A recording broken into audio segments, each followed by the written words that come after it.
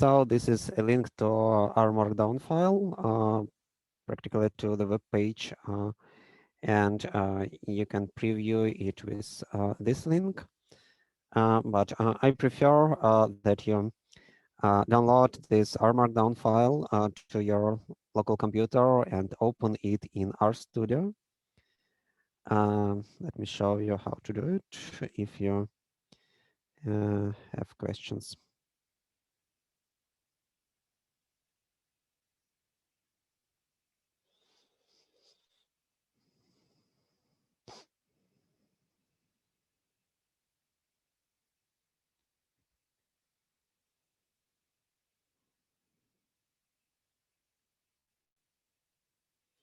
To download our Markdown file, you can click on this raw button on the page of this file on GitHub, and then you have this file, and you can save as, and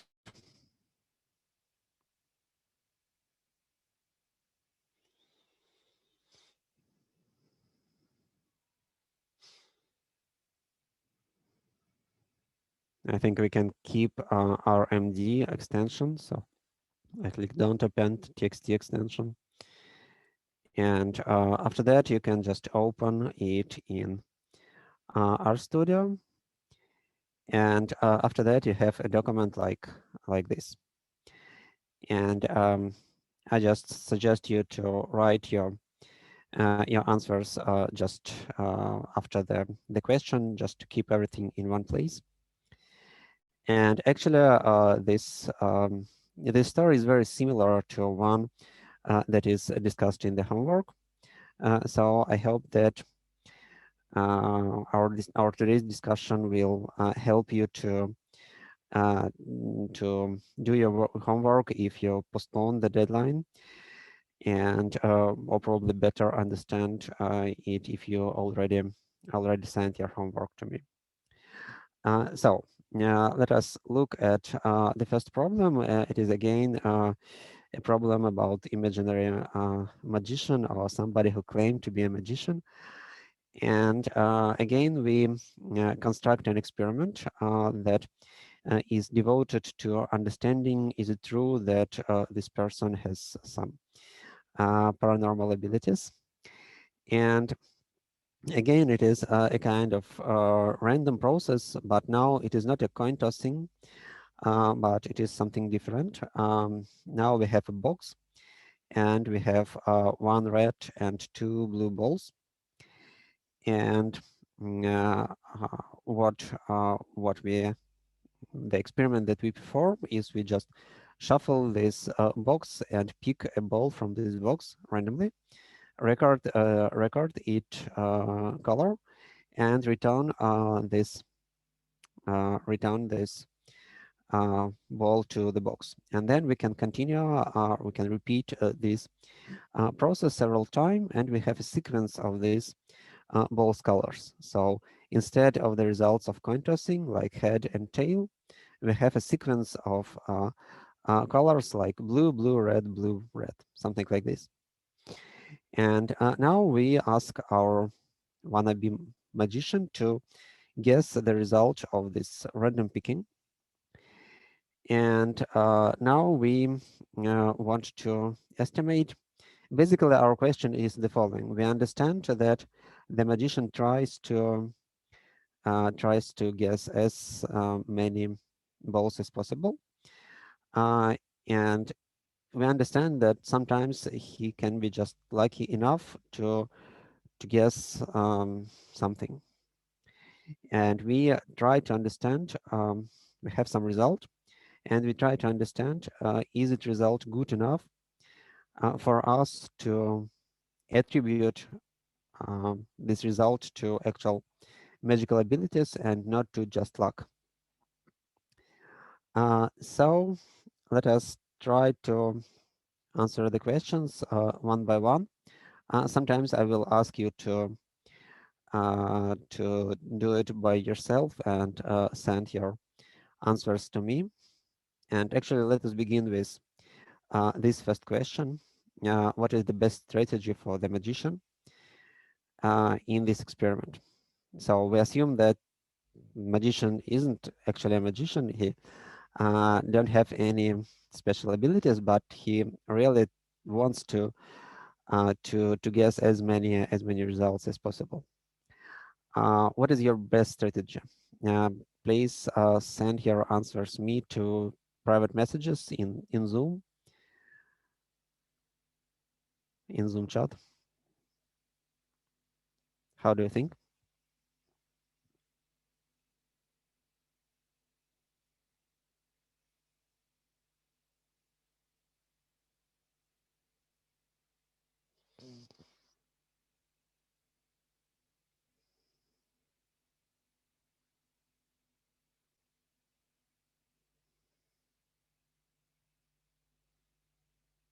Mm-hmm.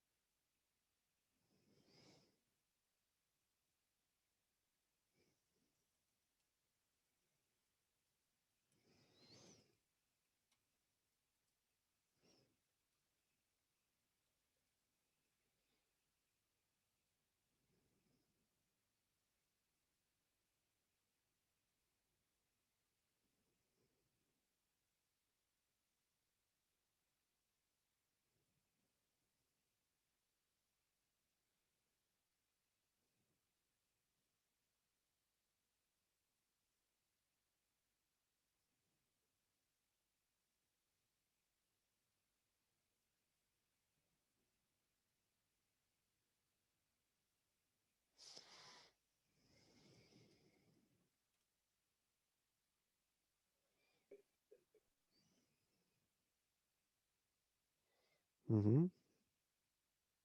So it seems to be a consensus. Indeed, we see that we have one red and two blue balls, and thus, if we want to be correct, to provide correct sorry correct predictions in most of the times, we will just predict every time blue, and this is actually the best strategy we have. Any other strategy will give us less chances to get a lot of good predictions. Um,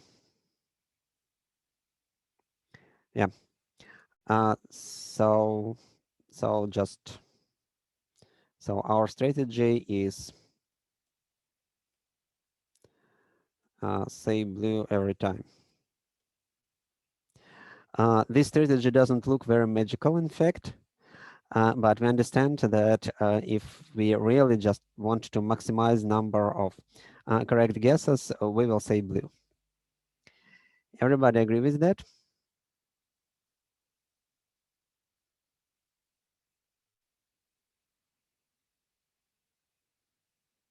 Great.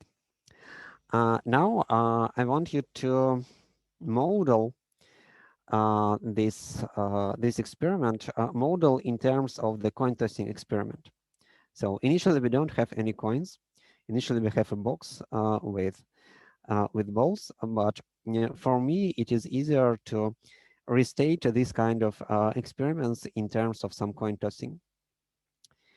And so you can imagine arbitrary coin. You can write anything on its sides, and you can make it fair or not fair.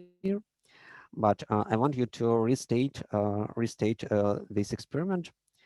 Actually, I specify that we pick a ball 12 times, and we have the number of correct guesses. And I want you to restate the problem in terms of coin tossing. So I want you to restate how we obtain this number x in terms of coin tossing, I want you to describe this coin, its properties, and what we do with this coin. So this is actually a very important step, because what we actually do is mathematical modeling. And if we had some kind of probability theory course before, I would state, let us model our experiment with some binomial random variable, or some series of Bernoulli random variables, or something like this. But basically, all this mathematical jargon is just fine terms to state that we model something with coin tossing. So I just say these words. So restate the problem in terms of coin tossing.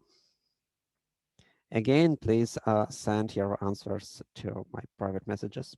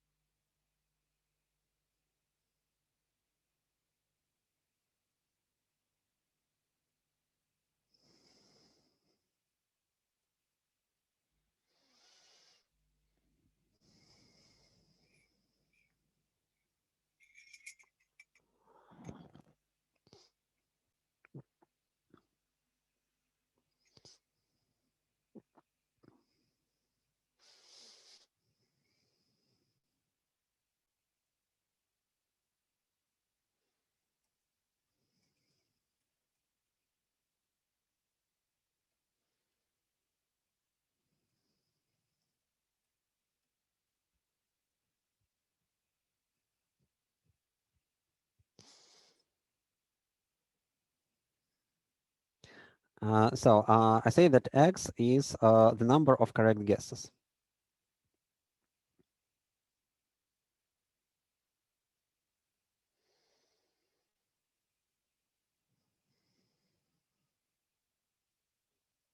But what signs of dollar is meaning? Sorry. This is just well, when I convert this text to actual HTML or PDF, I will get this X nicely formatted as a variable. You see that it is uh, formatted using different font. This is actually a star. This is actually a turns on LaTeX formula. So, for example, if I want to write something more complex, I can use this dollar signs to get everything LaTeX.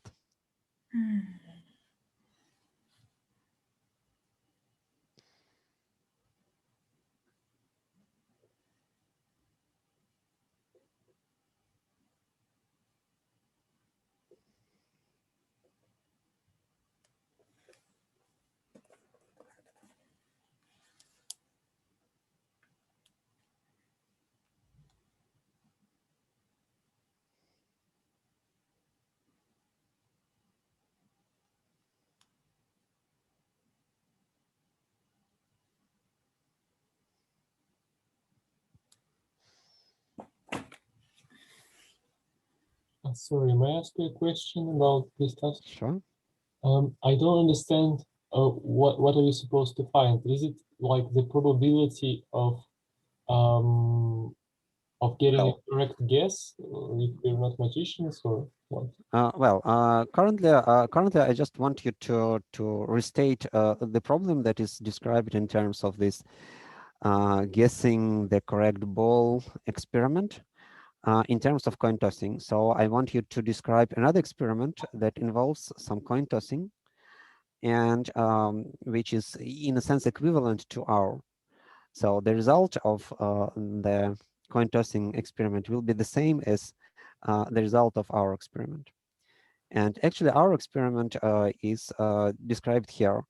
We repeat this ball selection process 12 times, and let us assume that the magician uses the best strategy that we discussed so far. Okay. And we have a number of, so after we did this experiment, we have number of correct guesses, X. And so now I want you to create another experiment that will involve coin tossing, and that will create some numeric value X, some number X, that will behave just like this X that we described here.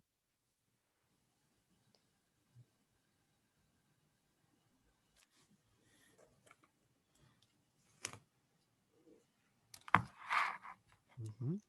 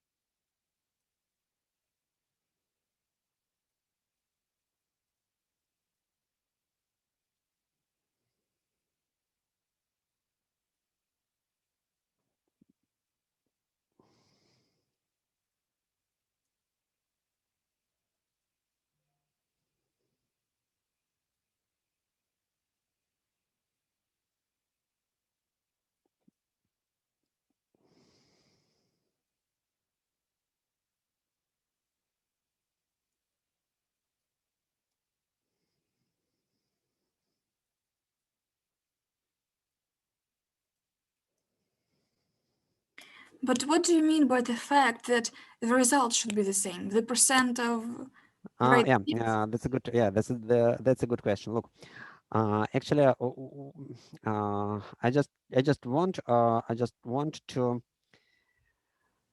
uh, I'm not asking about actual numbers. I just want you to create a new procedure of obtaining of this value X, which will be equivalent to the procedure that is described here. So basically, all the properties of value X in your experiment will be the same as in my experiment.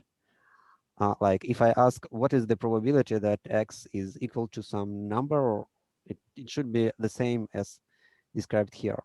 But you can just don't think about probability. You just have to use this coin to make something that just works effectively like this our experiment. We should make up a situation in which the efficient or effective strategy will be to say one and the same word all the time. I do not remember how they call. Look, you're okay. Let me. Забыла, какая орел и решка. No, head and tail. Yeah, okay. Yeah, just let me begin. Just let me begin with answering to this question. So I have the following answer. Let us consider a coin, and just instead of using words like blue or red or head or tail, I will write two words on this coin. And on one side, it is written correct guess, and on another side, it is written incorrect guess. So basically, when we perform our experiment, this experiment, the final result of this experiment is just a sequence of guessing results. For example, for example, if we do our ball picking procedure 3 times, we can get result like correct guess, incorrect guess. So there is just a sequence of correct and incorrect guesses. And we know that if we use this best strategy, then we have some probability to be correct and some probability to be incorrect. So just to model this sequence of correct and incorrect guesses, I will use a coin, and I will write on one side of this coin, I will write words correct guess, and on another side, I will write words incorrect guess. Now I have the following questions. So this is just the beginning of my answer. And I'm asking about the following questions. So would you use a fair coin to model? If we want to get the same sequence of right answers, no. Yeah, we will use so we don't have any particular sequence, but we want to construct our new experiment such that it will give us sequences of correct and incorrect, just like our initial experiment do. So my question: would you use a fair coin, and how would you obtain number x from your coin? So let us think a little bit about these two sub-questions. And if you don't want to use a fair coin, specify which coin will you use. How can you describe the properties of this coin?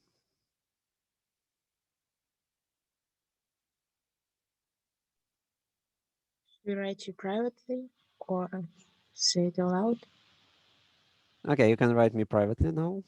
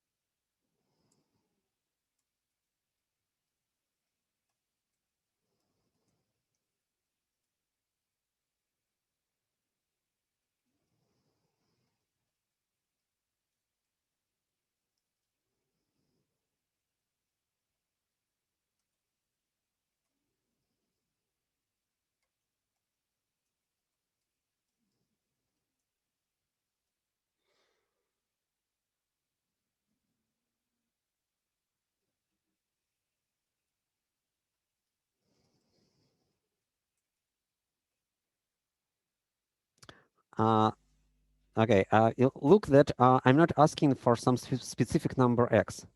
I'm asking you about the procedure to get x that will work like the procedure that is described here. So you see that here I do not specify any specific number for x. I say that x is a number that is obtained using the following procedure, and you have to do the same. So mathematically speaking, x is a random variable.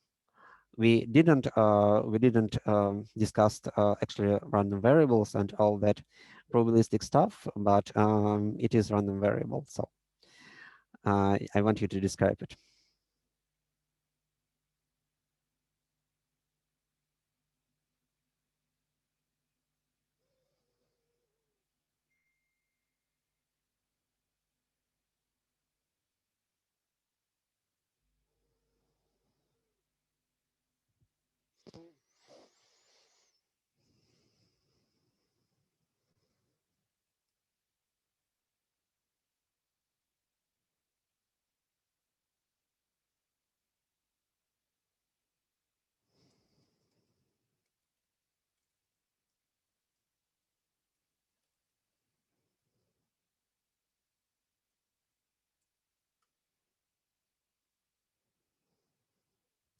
Note that we can, after we restated this problem in terms of coin tossing, we can actually just forget about our magicians, about guessing, and so on.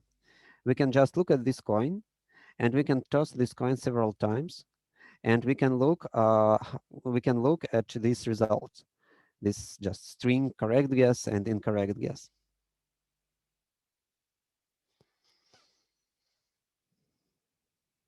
So just forget about guessing now, because we incorporated all the story about guessing, about the magician, just in this short description.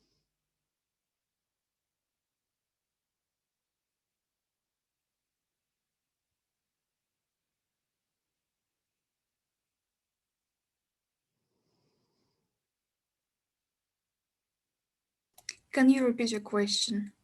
Yeah, this is actually written here.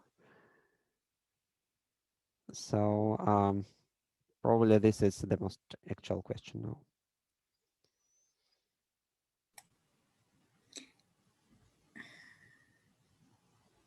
But we want to have the same sequence as in the previous problem, yes? Well, a sequence that behaves in the same way. I prefer to say this because everything is random. We cannot guarantee that we will obtain the same sequence, but I just can say that we will obtain the sequence that just behaves like described previously. So basically, my idea is that it is the same. So we have two experiments. In one experiment, we have a magician who tries to guess the result of ball picking, and he predicts every time blue, and we know that probability for him to be correct is 2/3. And the result of this experiment, of this small part of the experiment, is just two possible outcomes. Either magician is correct or not. So we replace all this system with just one coin, and we write on one side of this coin correct guess, and on another side incorrect guess. So now again we have an experiment. We toss this coin, and again we obtain the same two possible results. Either it is written correct guess or it is written incorrect guess. So basically now we can forget about all the story about the magician and just think about this coin. So obviously a coin should be not a fair one. Yeah, I think this is a consensus. So let me write it here. It shouldn't be fair. And the actual property that we are interested in is a probability to obtain this result. So we can say that the probability of correct guess. So now this is just one side of this coin. Again, we can encode it just by 1, for example, 1 and 0. But I will write correct guess. So the probability of correct guess is what? If it is fair or not fair. It is the coin that the coin that we want to use. 1/3. Actually, if the magician follows the best strategy and predicts blue every time, what is the probability to give a correct guess in one? 2 out of 3. Yeah, 2/3. Yeah. So we have to use loaded non-fair coin with the probability of the correct. So this is the answer to this question. Now, But yes, real to yeah. have a coin like that. Is it true that there exists a coin like that? Yeah. I don't care. I can imagine this coin, and I believe you can do it as well. So Strange coin. yeah, it is. Well, it is just well, if you don't believe in this coin, you can imagine something like I was thinking about the situation that we have some coins which have correct on both sides and some coins which have yeah, something like this. Yeah, you can. Yeah, for example, if you don't like this as a coin, you can imagine how it's said. three-side coin. Yeah, something like three-side coin, or just uh, just a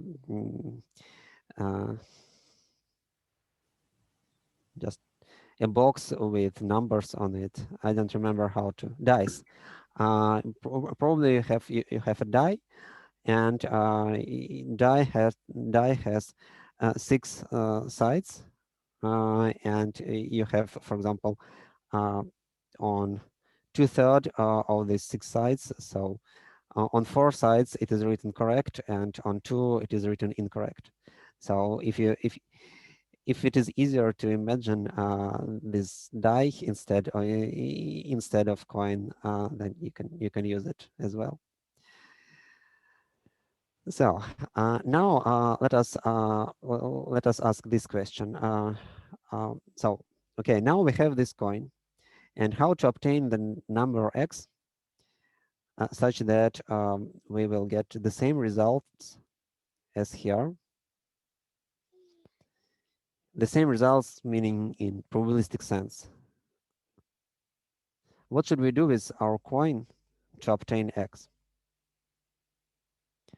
I have some answers in my private messages, and I just want to say that some of you are trying to answer not the question that I'm asking. I'm asking just to describe the experiment that will allow us to generate these numbers just like we did it here. I don't asking about probabilities. I'm not asking, at least here, I'm not asking about how large x we will obtain. I'm just asking about how to obtain it. So we again should say correct all the time. Just forget about guessing. We just have now we have a coin. Just use this coin to obtain this number x. Just explain how would you use this coin to obtain this number x.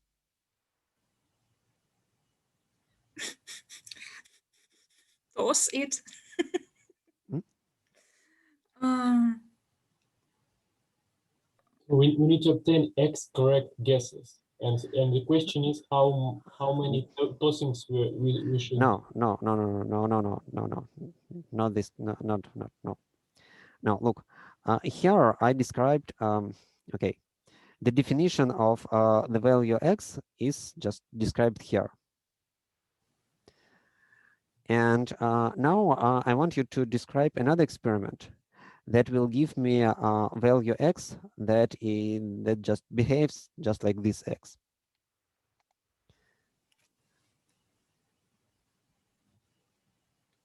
So we basically replaced in my experiment.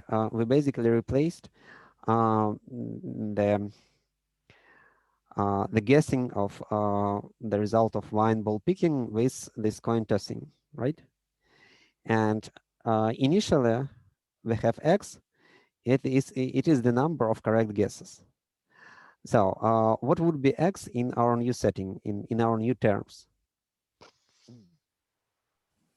Those 12 times and the times we got the correct guess set is x.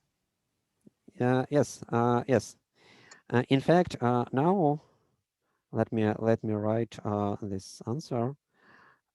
We say that x is just a number of correct guess outcomes out of 12 tossings. So to restate, I can say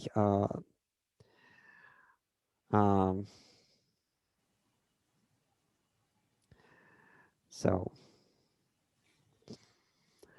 now let me just state the answer in just one sentence.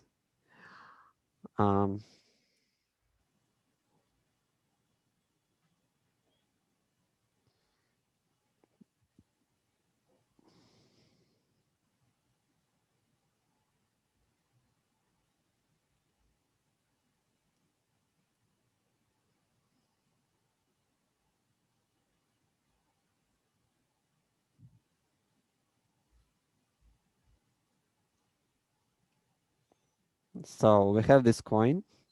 We toss this coin 12 times, and X is the number of outcomes correct guess.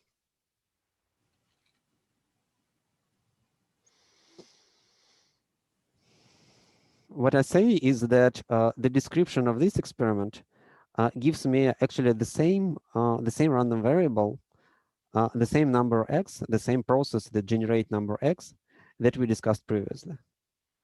All the statistical properties of this number will be the same.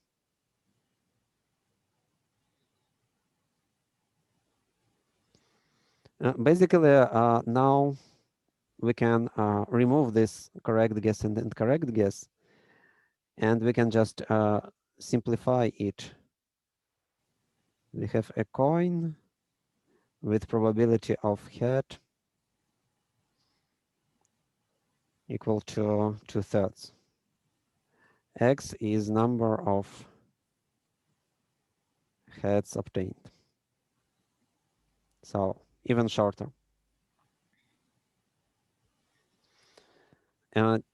Everybody agrees that this experiment conceptually is the same as our initial experiment. That the resulting variable X behaves in probabilistic terms in exactly the same way as variable X that is described here.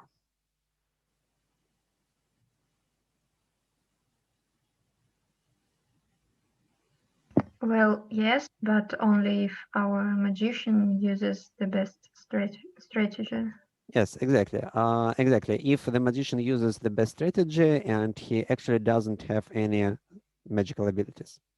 Yes, this is correct. And this is actually a very good comment. Yes. So uses the best strategy and actually, okay, if he uses his best strategy, it means that, okay, and doesn't have magical abilities. Yes, exactly. So actually, this is the idea. We will restate some actual experiments. We will restate some language things. We will restate them in terms of a simple imaginary experiments like this coin tossing. This is what called mathematical modeling, and this is actually probably the most important and the most difficult part of the course. We have some mathematics, we have some R coding, but what is conceptually important and conceptually difficult is to be able to restate your problem, restate your story, your experiment, your study in terms of these simple mathematical models. And this is why I spent so much time right now on this. And this is why I want everybody to understand very clearly what we did here. Okay, other questions now?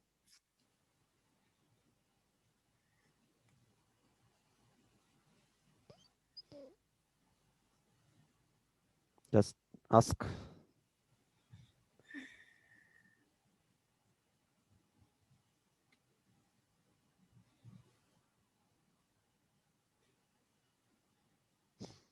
Okay, Now we basically, when we analyze our experiment, we can more or less forget about our magician and just think about this coin tossing. So again, let us basically to complete the forgetting of our initial setting. We have to state our null hypothesis and an alternative in terms of this coin tossing model. So let us return to our initial story. What is null hypothesis here? So in terms of the initial problem and in terms of coin tossing model, let me add it. So in terms of the initial problem, what is our null hypothesis and what is our alternative? You can just write it in plain English without any mathematics so far. So please send it me in private messages.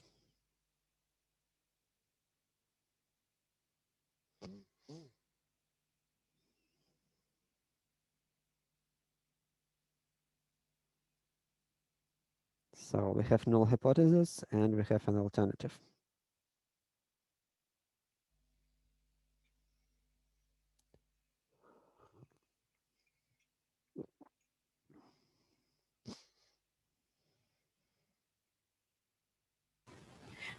I'm a bit confused. What is this hypothesis about? What should it be about? Okay, we actually want to test.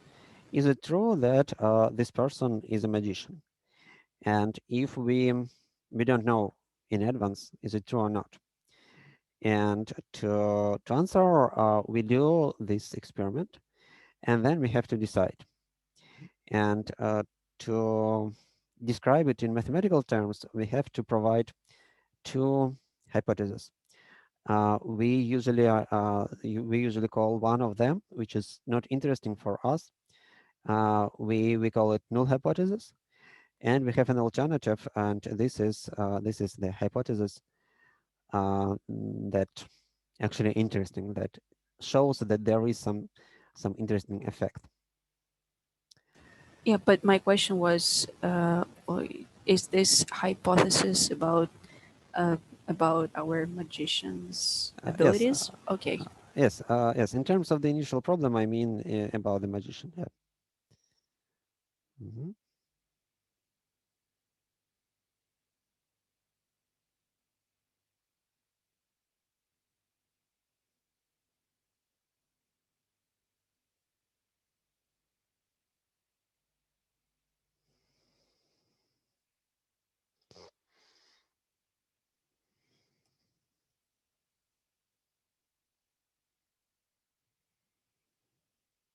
So look, I'm not asking now about any probabilities. I'm asking just about the statement of hypothesis. It is very important to distinguish between different steps of our reasoning, because at some step we just describe some potential outcomes. We describe some settings. We describe some mechanics, and on the next step we analyze this setting, and on the next step we use the data to make some conclusions. And please do not mix these stages. Now I'm just asking you to state this hypothesis in terms of the initial problem and in terms of our coin tossing experiment. So let me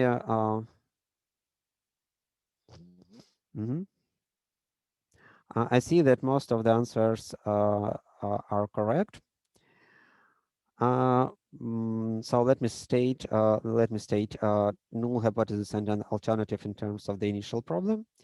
Null hypothesis is just that this person doesn't have magical abilities, and all okay, actually I can stop here. And an alternative is that this person indeed can predict future to some extent, better than randomly.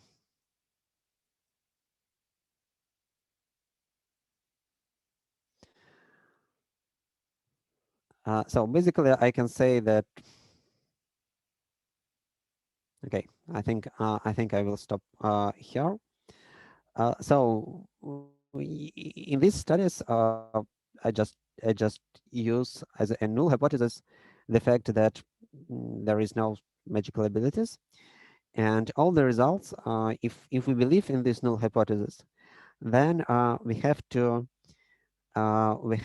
explain all the results that we have, even if they looks strange. We will explain them just by some randomness, just by chance, just by luck, something like this.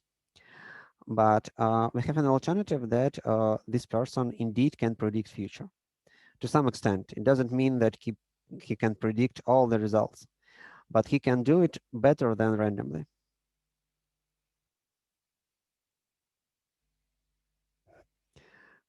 So now we can speak about probabilities a bit. And I want you to restate this null hypothesis and an alternative in terms of our coin testing experiment. So now we have a coin, and we said that actually we described some properties of this coin, but note that we described these properties under assumption that magician doesn't have magical abilities and just use the best strategy. So if these assumptions are violated, the properties of this coin can be different. So I ask you to restate our null hypothesis and an alternative in terms of this coin, in terms of the properties of this coin.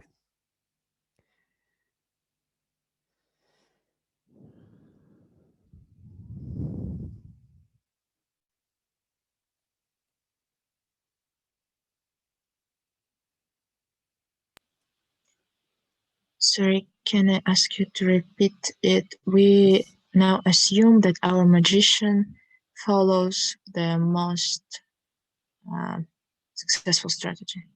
Yeah, actually, there are two options for the magician.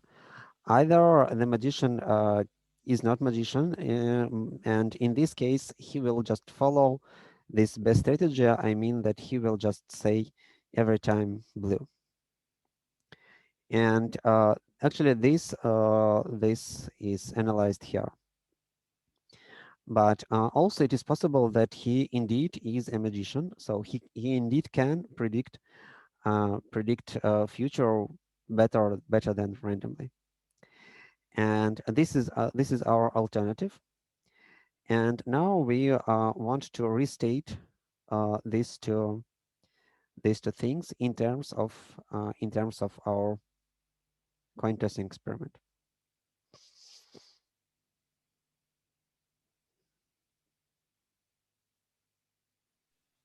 Thank you. Maybe now I'm a bit more confused than I was before, but I'll try.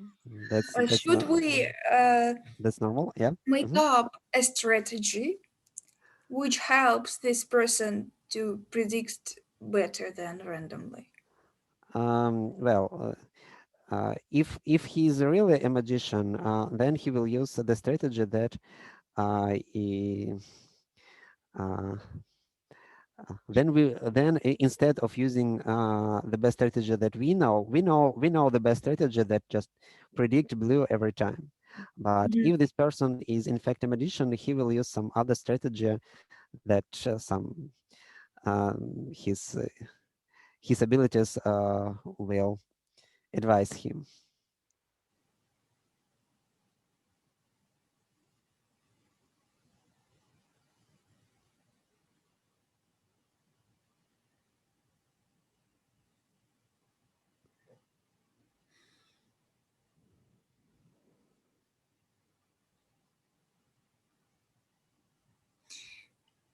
But I do not understand what we should write if his abilities help him, and that's all, and that's why he guesses.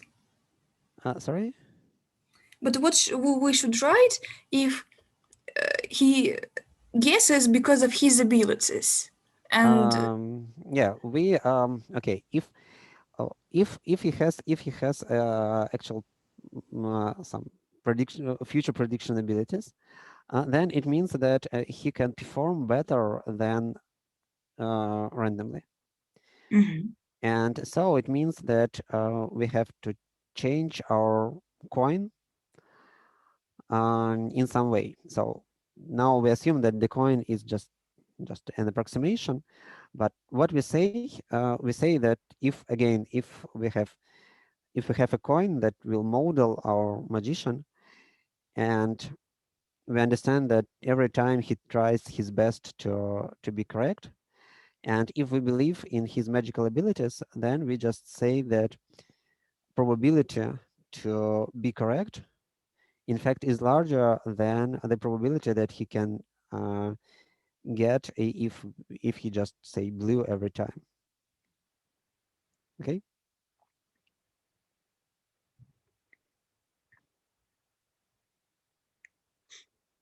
like I understand everything what you say, but still do not understand what should we have. Okay, which properties of the coin you have?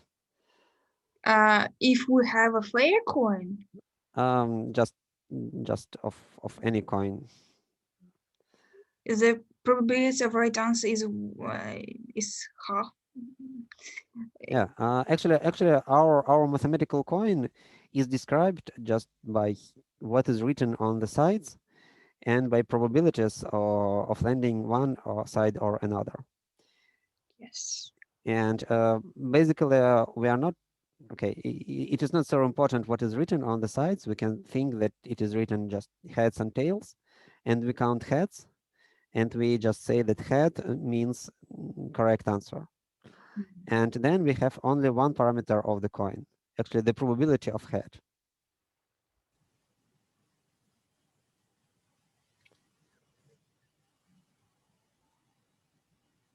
Okay, I see that some of you try to state this hypothesis in terms of the result of coin tossings. Like we have so many heads in so many tossings, but I'm asking just about the properties of the coin. So basically, the only property of the coin is this probability of head. So let P is probability of head,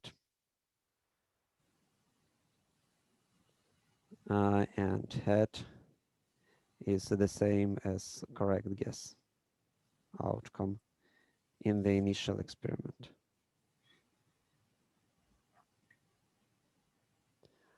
Now you have to state this null hypothesis and an alternatives and an alternative in terms of this P.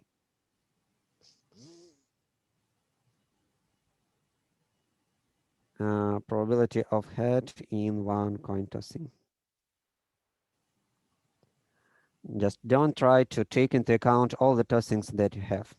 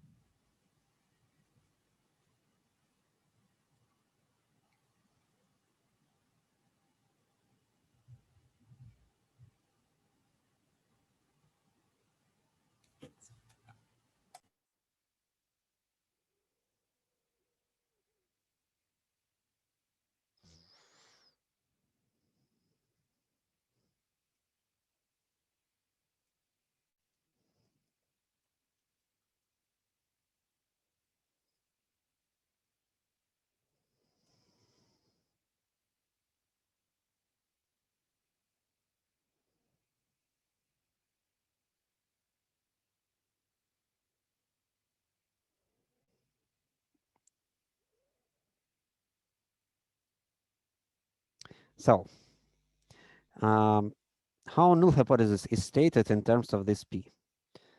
You can just answer.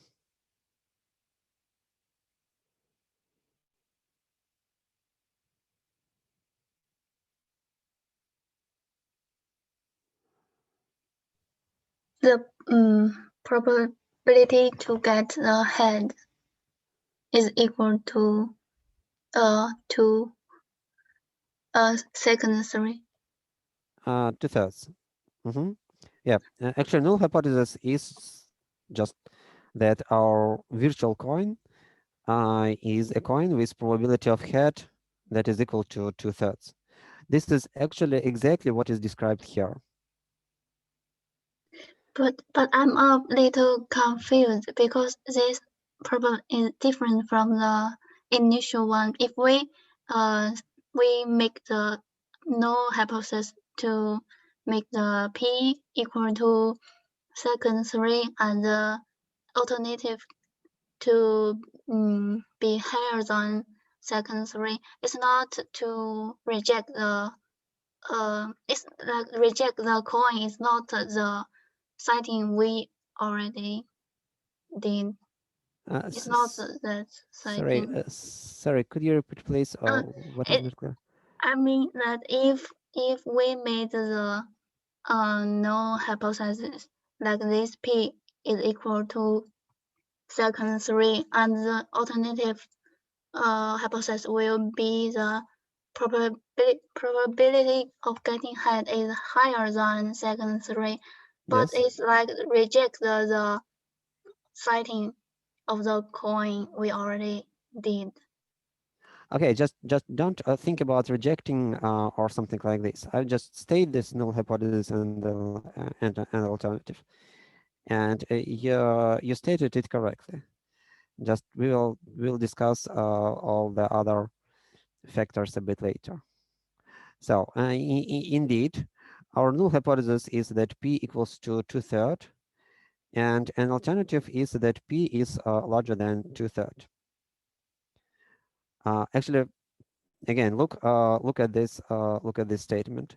We say that p is just a probability of correct guessing in one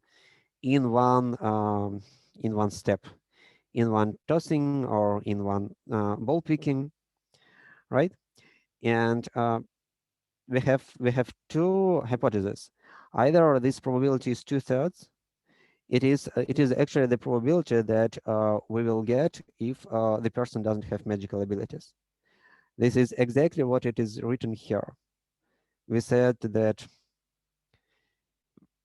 if magician doesn't have any magical abilities and uses his best strategy, just saying blue every time, then we can model the result with this coin with probability of head that is equal to 2/3.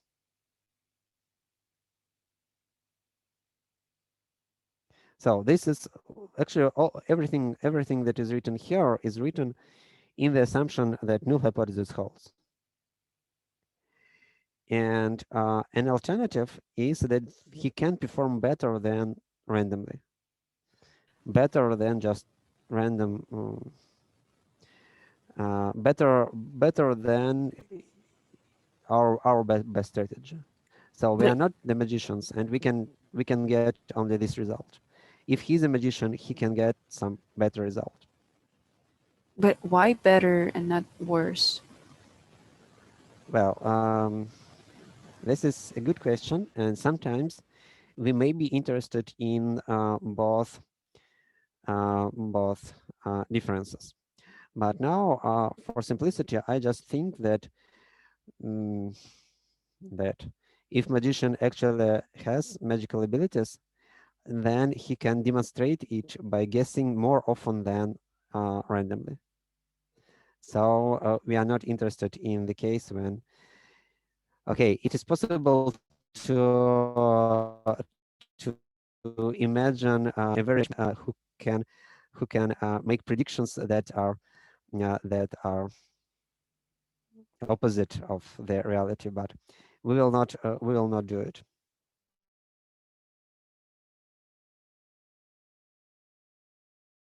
Is it correct that if we reformulate our null hypothesis as like probability is no more than 2/3, it will include those cases where the guesser, the participant, doesn't use this best strategy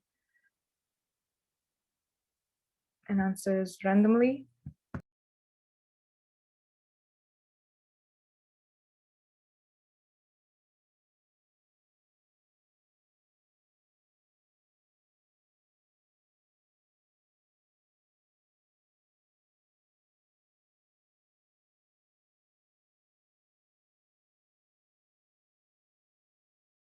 Okay.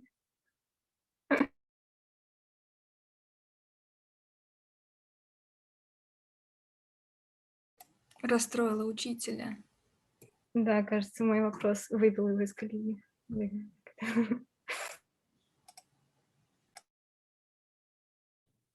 То вероятность, что на вашем вопросе пара закончится.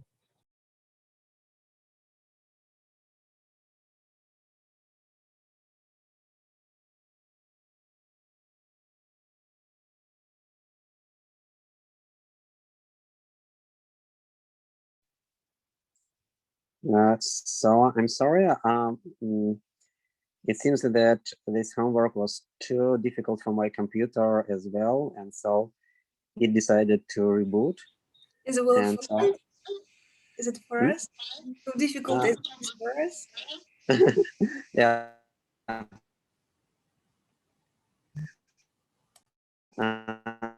And I just minutes to. I will return very soon.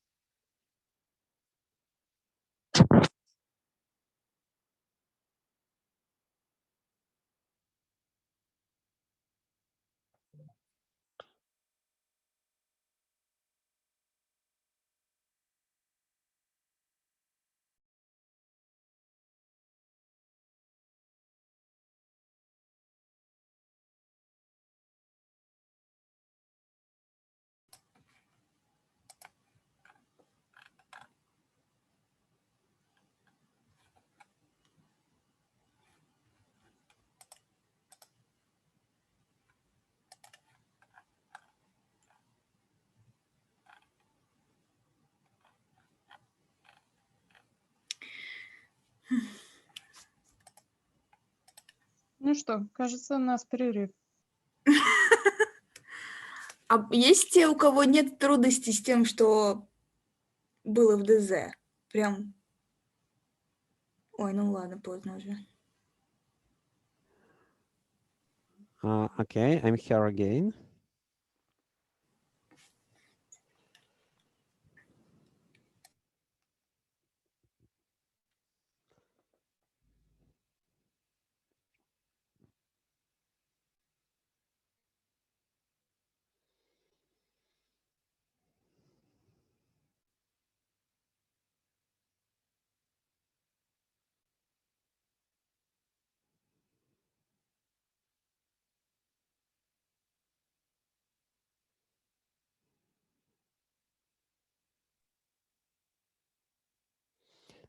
So it seems that I lost some results.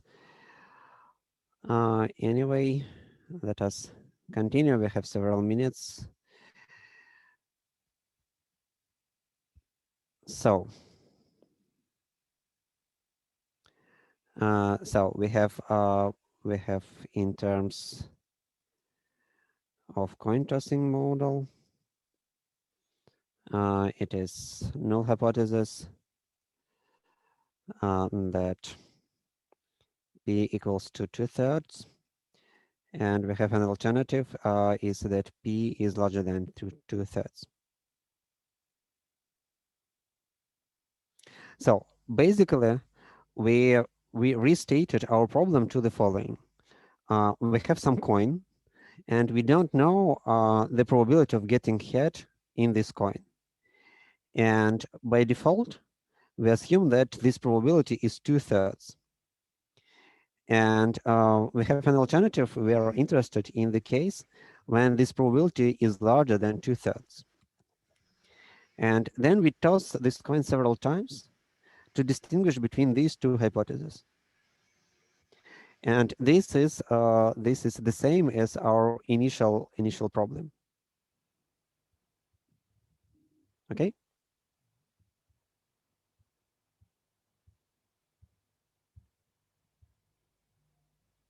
Now let us assume that we have the following decision rule. We ask our magician to guess 12 times out of 12, and if the magician will do it, then we will say that, okay, he proved that he is a real magician. So in other terms, we will reject this null hypothesis in favor of this alternative. And my question is, what can happen? And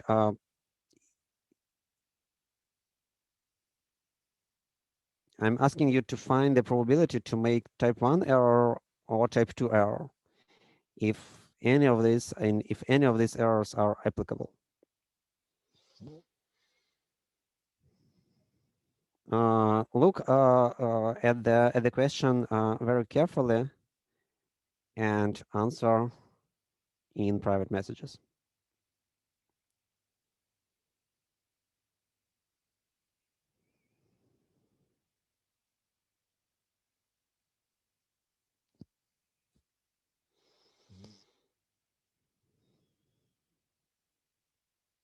So let me recall that type 1 error is when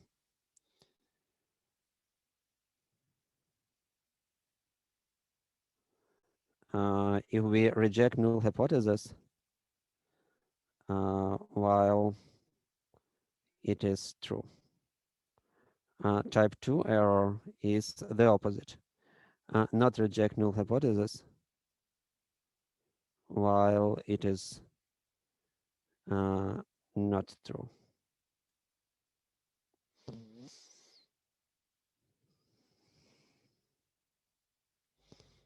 So please answer this question in the private messages.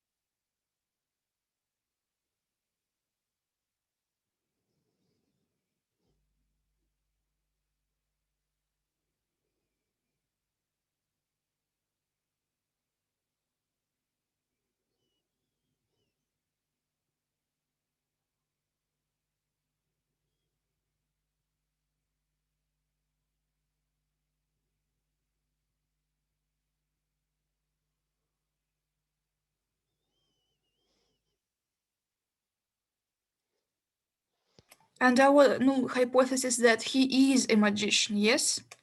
No, null hypothesis is something not interesting. In this problem, null hypothesis is that he's not a magician. Null hypothesis is that his probability to guess correctly is equal to 2/3. So this is the probability that I can achieve in this experiment without any magical abilities.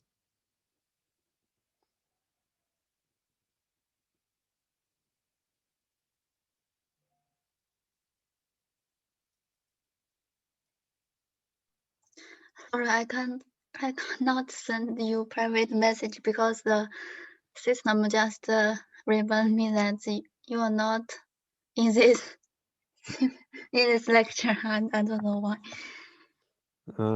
But I'm here.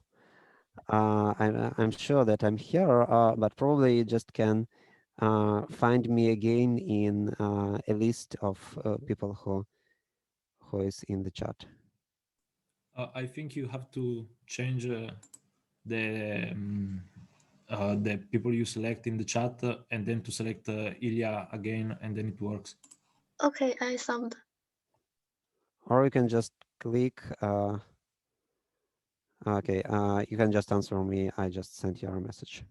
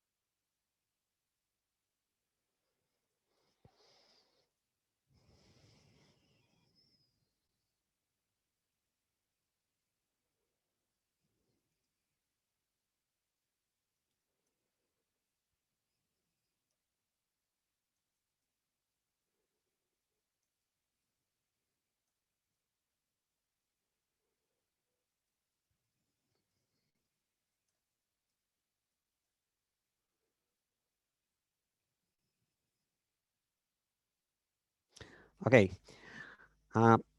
Please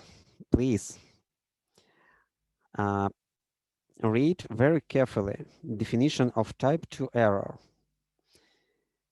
and the description of the problem.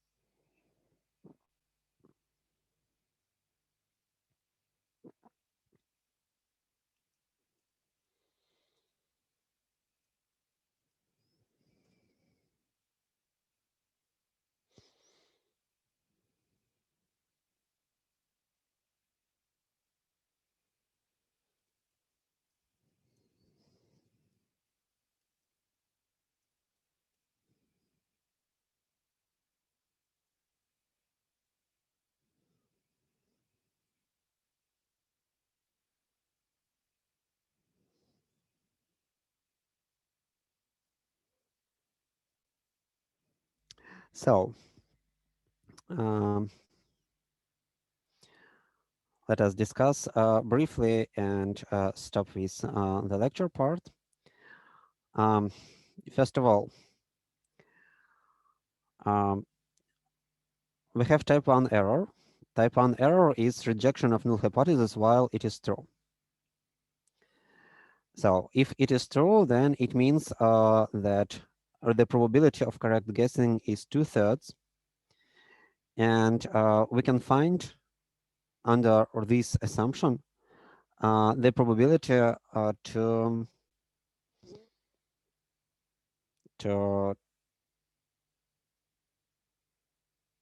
to make type 1 error, so to reject null hypothesis, or in other terms, to claim that there is magical abilities. And this probability to make type 1 error under this setting is the same as probability to reject null hypothesis. It is the same as probability to claim he's actually a magician. And So we know that, yes? the probability of him guessing all the tossings, yes? Yes, yes. And we will claim that he's actually a magician if he guesses 12 times out of 12. So it happens with probability 2/3 to the power 12. And I can find this probability.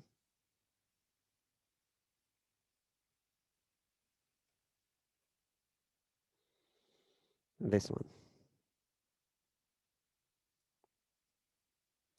So this is probability of type 1 error. And most of you actually solved this part correctly. And what about type 2 error?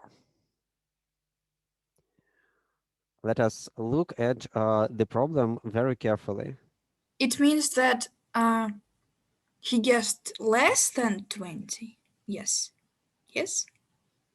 Mm, Or it would need 20, 12.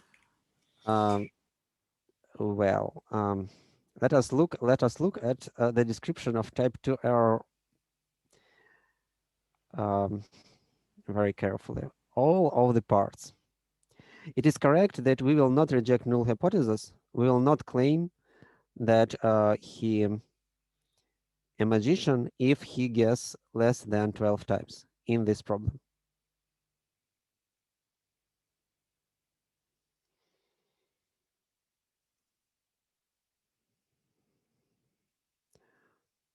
So otherwise, we will not claim that he has magical abilities. But the description of type 2 error contains not only this part, but the second part. So my question is, under the assumption of this problem, is it possible to make type 2 error?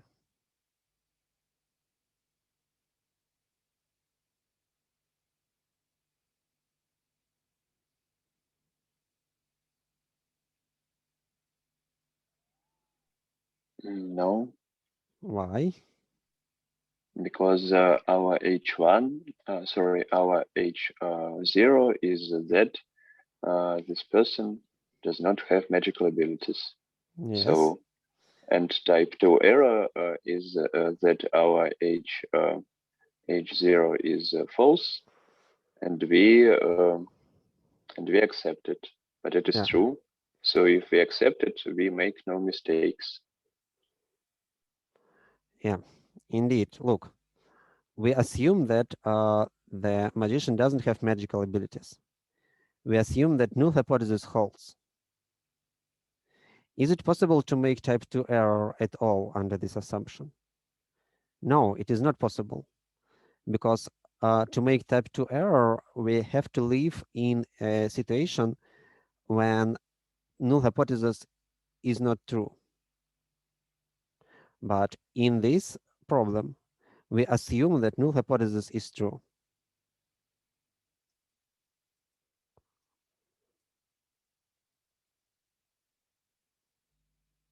So before you try to find any probability, you just have to understand what I'm asking for. And here, if you read this definition and this problem statement, you see that it is just impossible to make type 2 error at all in this setting.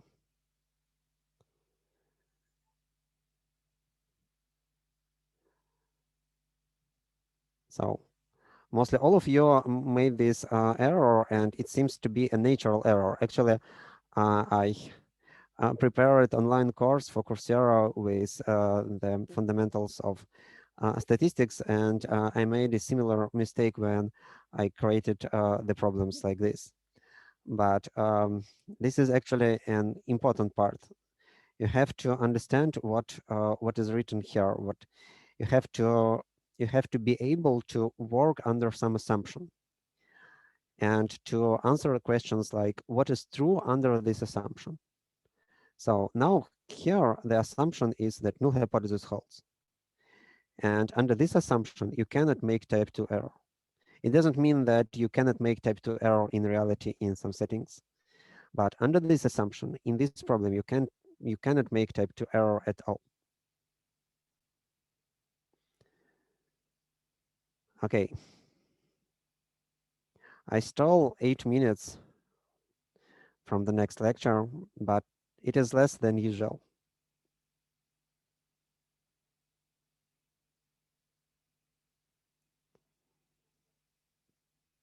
So let us make a 10 minutes break now. and then we continue with some practical things in R. Okay. And if you have any questions, you can ask me during the break or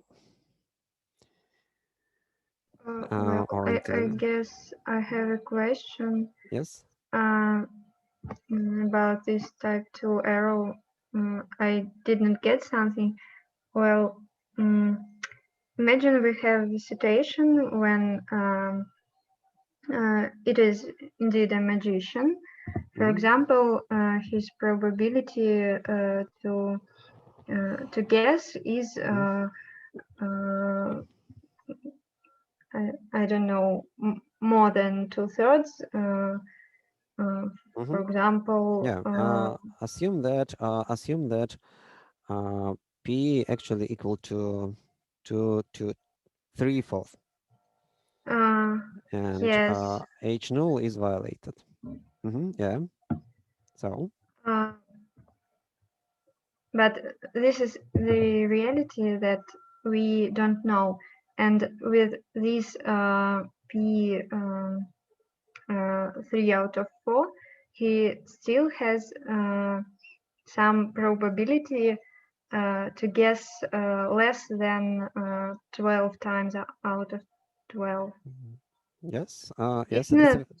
Isn't this a situation of type 2 error? Exactly. Yes, it is. Yes.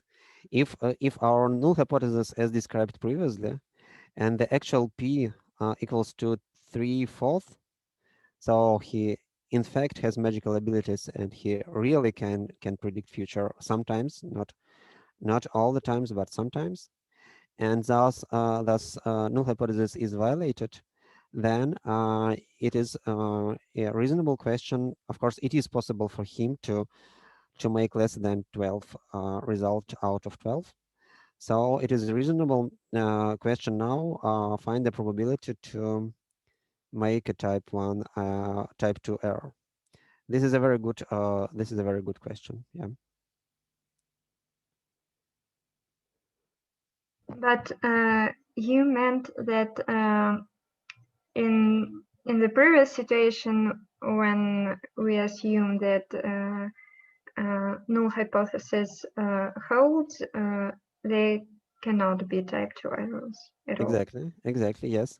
Okay. Because type 2 error is an error when you do not reject null hypothesis while null hypothesis does not hold. So if we assume that null hypothesis holds, of course, it is not possible for us to make type 2 error. Okay. And under this assumption, null hypothesis is violated. It is not true.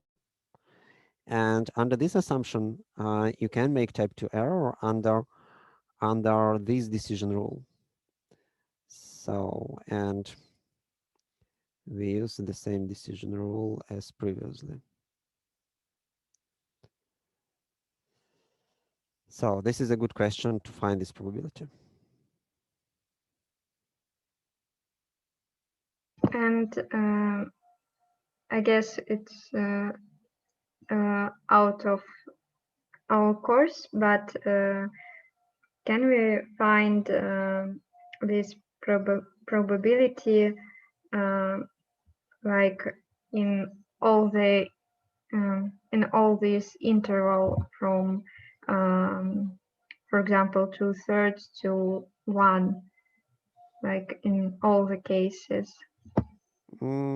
Actually, you can write a simple formula that allows you to find probability of this thing for any value of P that is greater than 2/3.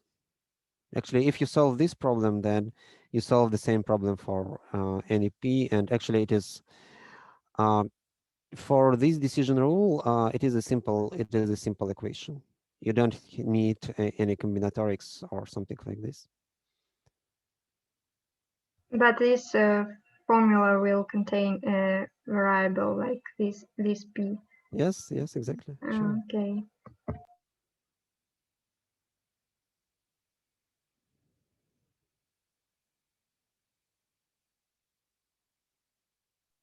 So if we don't know the accurate probability of the magician ability, so if we assume the alternative hypothesis holds true, how can get the type 2 error just less than one number?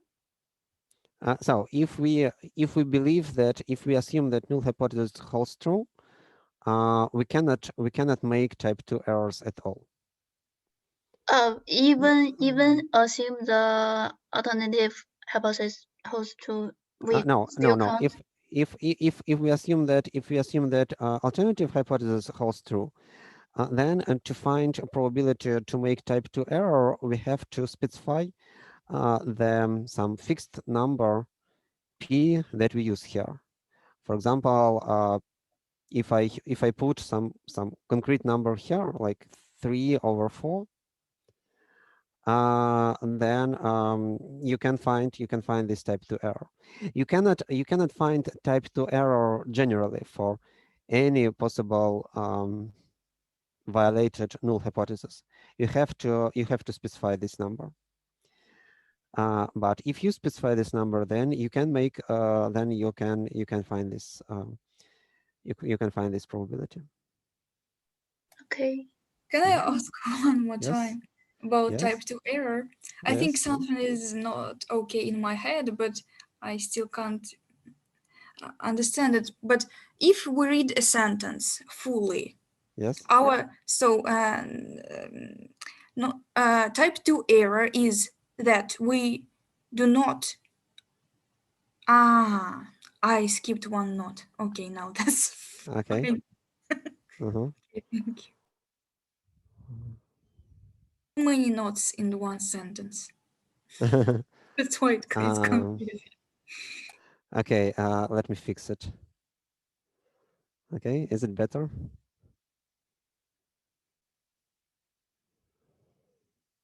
Maybe. Okay, probably in this case even better.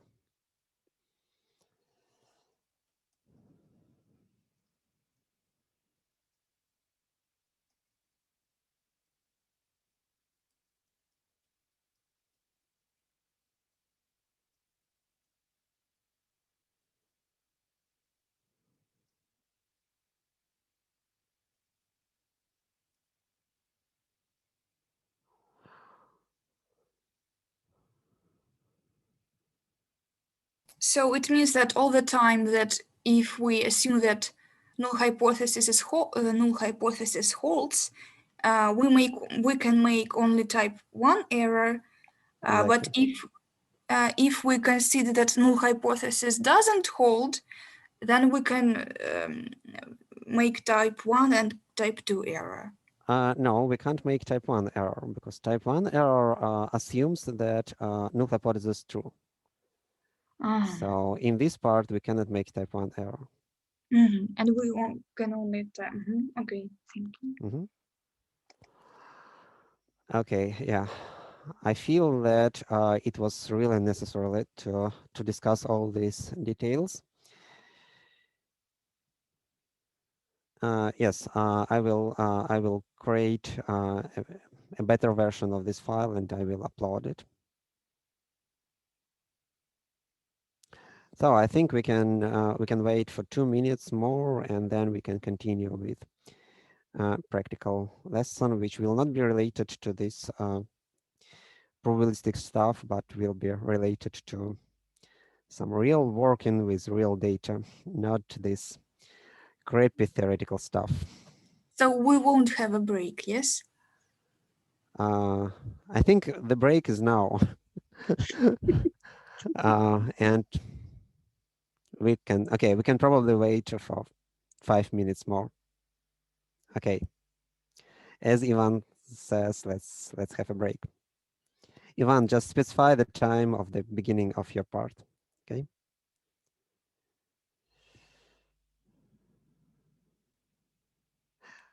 So that's always the lectures for today, but if you have any questions, do not hesitate to ask them. Okay.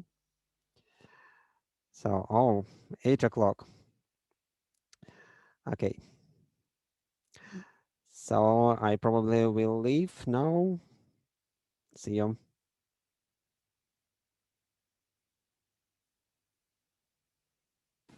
Thank you. Bye. Thank you.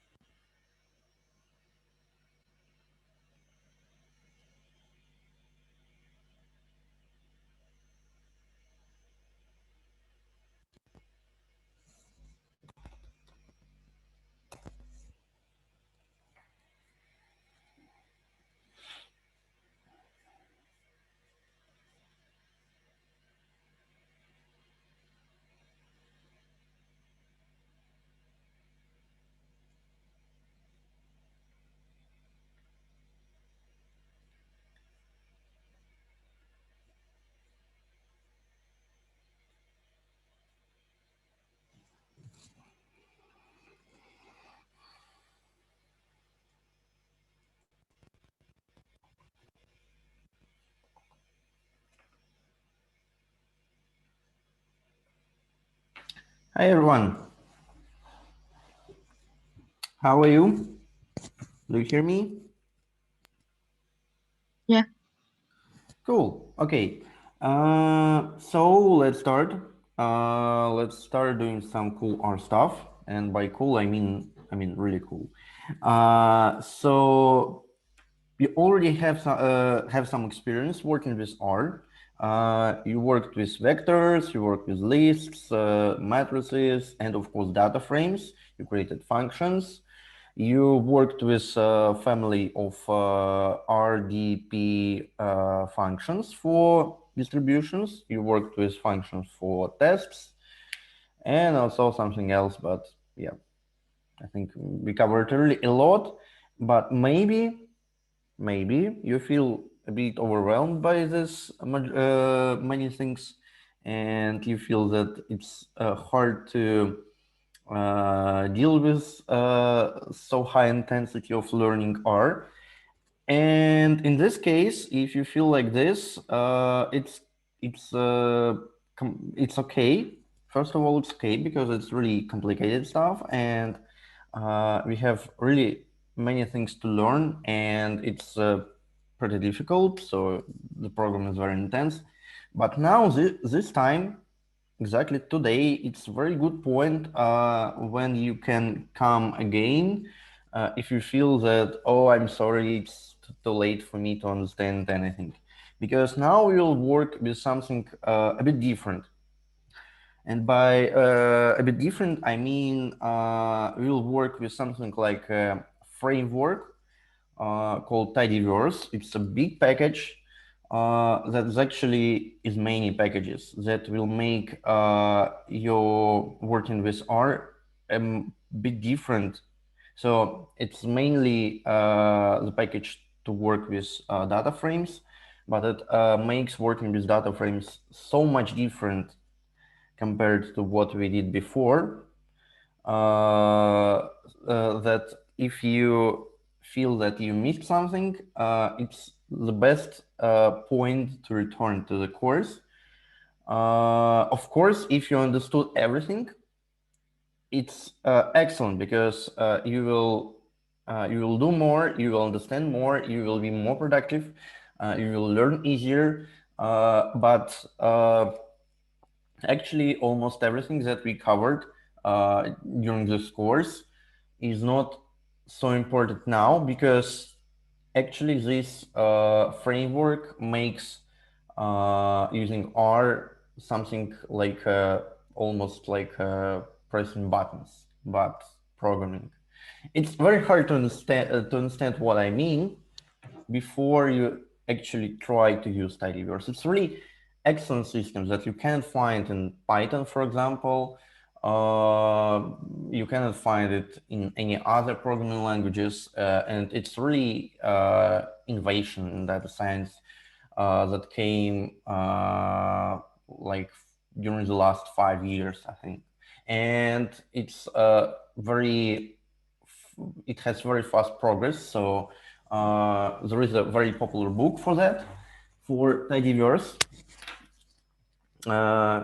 In English, it's called R for Data Science. You can find the link for that. It's free, but here it's translated to Russian version of this book, and you can see that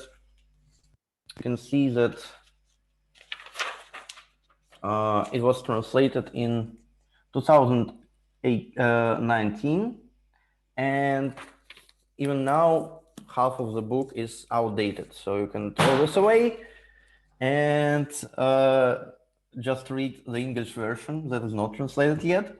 I mean, it was translated, but Russian version is a bit outdated for now. Okay, so let's return to the topic. So maybe you're intrigued, what is tidyverse and why it's so, why I discuss, why I talk about that for too long. So let's have a look. And actually, I want to tell you that it's not the only framework, because if you go to some you find in Russia some really hard discussions about tidyverse and another framework, data table. Data table is an alternative. It's faster. It's shorter. True programmers love that more. But tidyverse is so nice to use that you love it. I really think you love it.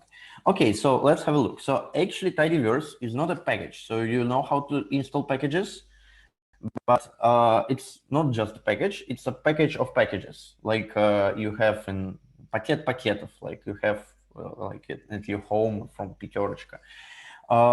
So basically when you install tidyverse, so run it now, because this package will install all these basic packages that we'll discuss now, and also it will install all dependencies of these packages. So basically, if you didn't work a lot in R, you will install like 100 packages maybe.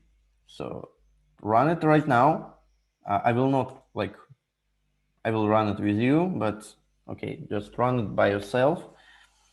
It can be very long. So for me, it's not so long, but for you, it can be much longer. Okay, and let's have a look. So basically, there are some core tidyverse packages and some like packages from tidyverse. Most of these packages were created by Hadley Wickham. It's a very cool guy. It's I think the main guy in our community for now. I mean, he created so many cool things that you can't just ignore existence of this guy. He created these packages. He created ggplot2. He created packages for working with text, for with dates and time, and a lot more. So he's really cool.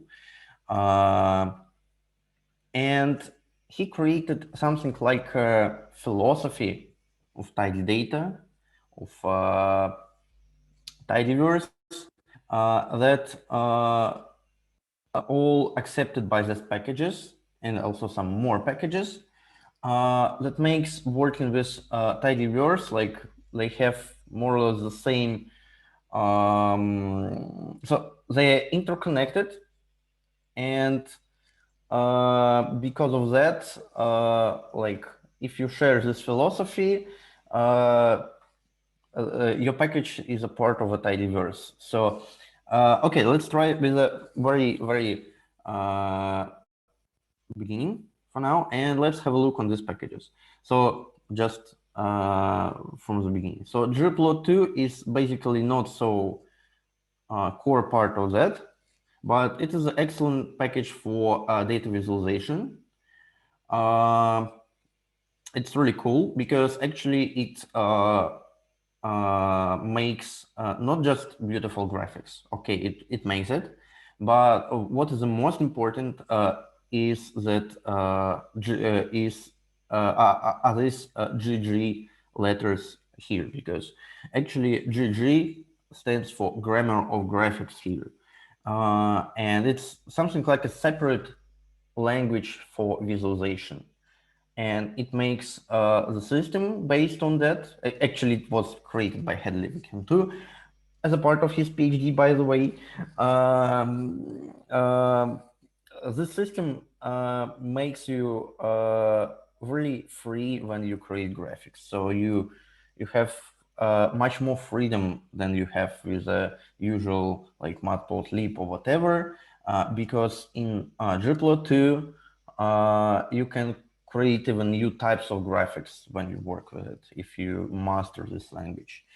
Okay, so the most important part of this tidyverse is dplyr or dplyr or dplur or whatever. I think the most correct way to pronounce it is dplyr, because the previous version of this package was called plyr, and it's something like a part of word apply.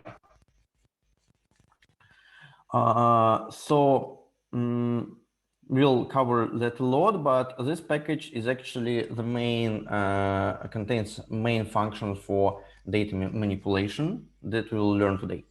Tidyverse is a second important package that basically does something very similar to dplyr, but it is more devoted to tidy data to make them tidy, in the sense that you want to have like accurate data frames where every column represents some variable, every row every row stands for some observation of some variable. It's very simple concept, but it's very important to this whole tidyverse philosophy.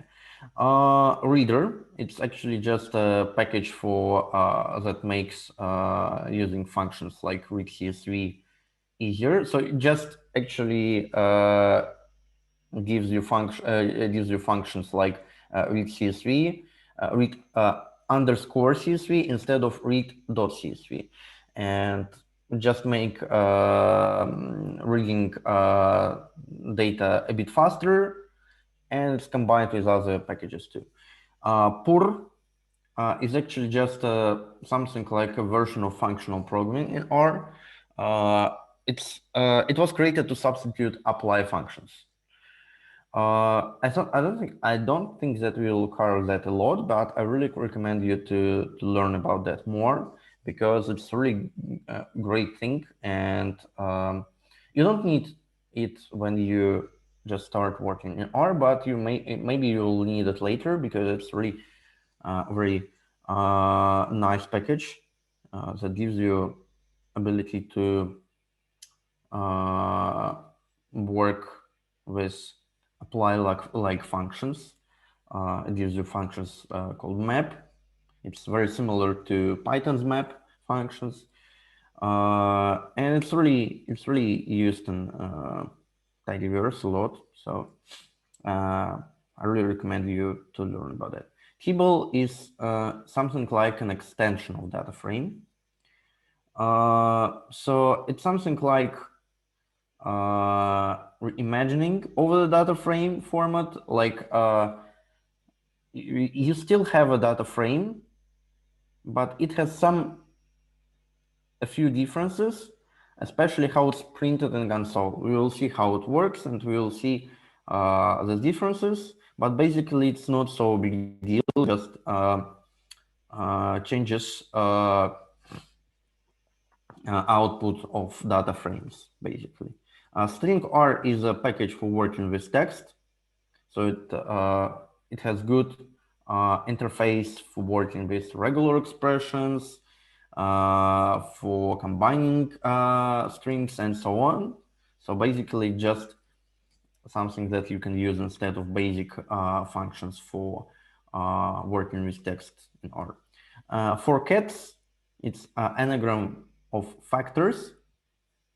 Yeah, in core tidyverse you have two packages devoted to cats, but okay, they're really different. For cats is a package for working with factors. We didn't cover it a lot. Factor is just a numeric vector, integer vector with some labels for different numbers. So it's actually another way to write character data, but in this numeric way. In this case, it's quite specific and mostly used to solve some problems with ggplot2 when you want to do some visualization and you want to control order of your columns somehow. The best way to do that is with forecasts. And also it has many other packages inside tidyverse.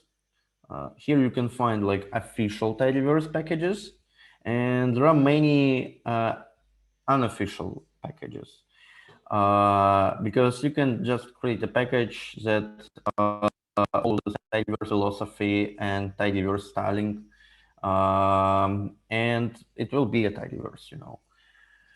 So, okay, let's have a look in more details how it works. So I will attach this library, this package tidyverse, and you can see a lot of symbols there. So what does it mean?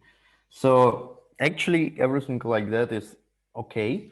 Just says what packages you attached and versions of these packages and conflicts, because when it started, Hedlevicum decided to use name filter for filtering rows in data frame, but actually in R you have, in basic R you have function filter. So when you attach this package, this function is overwritten. So okay, let's have a look on how reader works. So it's this package read CSV. It's different from the this function read CSV is different from a function read CSV that we used before. So read CSV is a function from base R. Actually, packages util that is part of the base R. Read CSV is a function from package reader. Difference is not really so important. So you can just use whatever you want. I would recommend to use this reader read CSV. It has a slightly different syntax, but actually it's pretty much the same. So you can see a lot of information about how different columns were imported. That's pretty nice, actually. Okay, and I will copy this line in chat. So try to do it by yourself too. So I will copy it in chat, and also I will copy it in.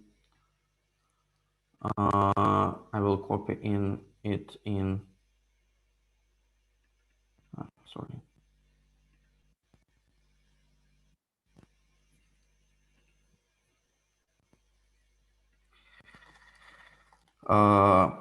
Telegram.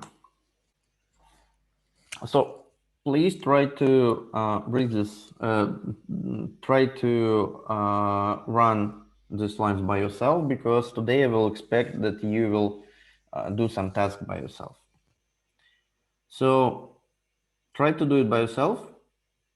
If you have any problems, just tell me, and we'll have a look what's going on and what is the problem. What is the root of the problem? May I just share my screen to ask you if it's correct? Sorry? Yeah, of course, yeah. Because I have a lot of red lines. Sorry. Okay. Well, basically, just red lines is okay, because try to read this line. So is it correct? Yeah, here you don't have a message that says error. Okay. Right? If you don't have error, it usually means that it is not error. It's either warning, meaning that maybe something went wrong, or it is just a mess from a package. And this package is quite verbose, because it tries to tell you about every possible important detail that can lead to some possible errors or some important information. Thank you. Okay. So can I ask a question? I don't have an error, but I have a question from the system. Do you want to install from sources? And he suggests me yes, no, cancel. You don't want to install from.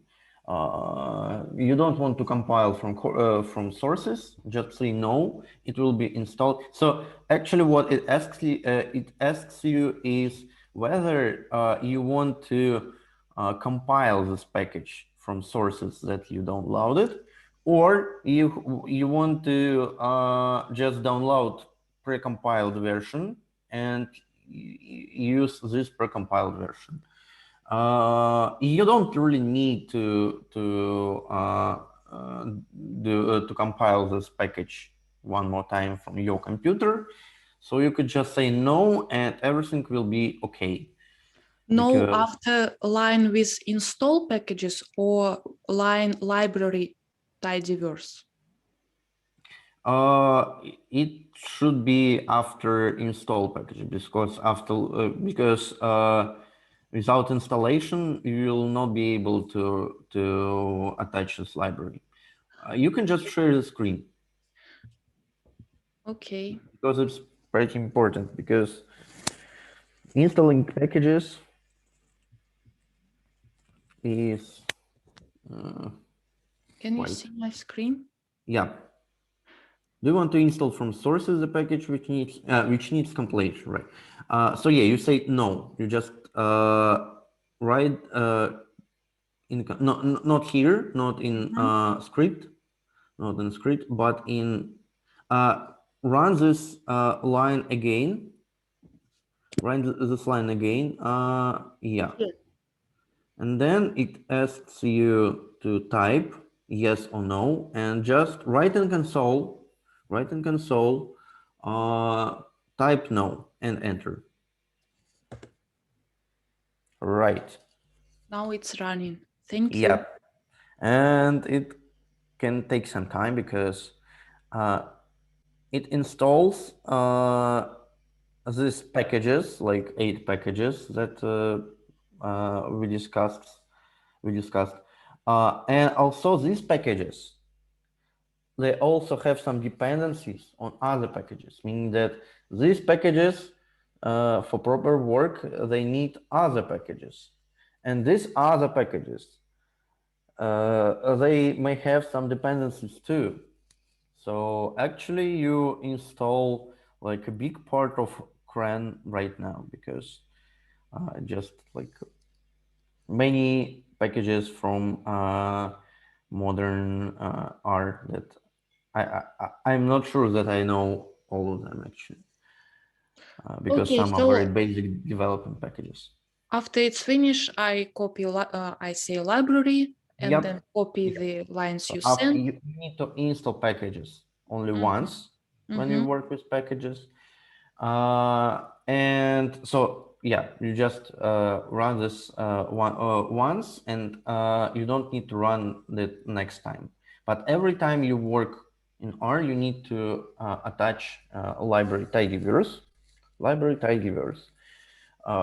to attach this library and work with it. So it's basically library tidyverse. It's basically something very similar to import pandas, import numpy, or something like that. Yeah, okay, so I have a question, like what is NA equal to C minus 99? Yeah, I will explain it to you now. So, okay, let's have a look. So I will run this line without this NA strings. Okay. Let me show you what we have in this heroes data frame. You are not screen sharing. Sorry? You're not screen sharing.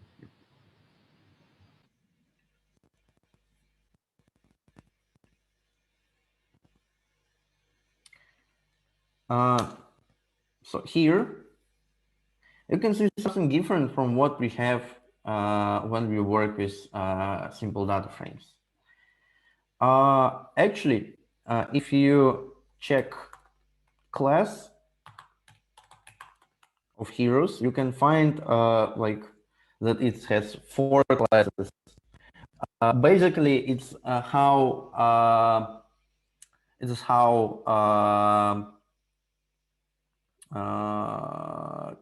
classes are organized.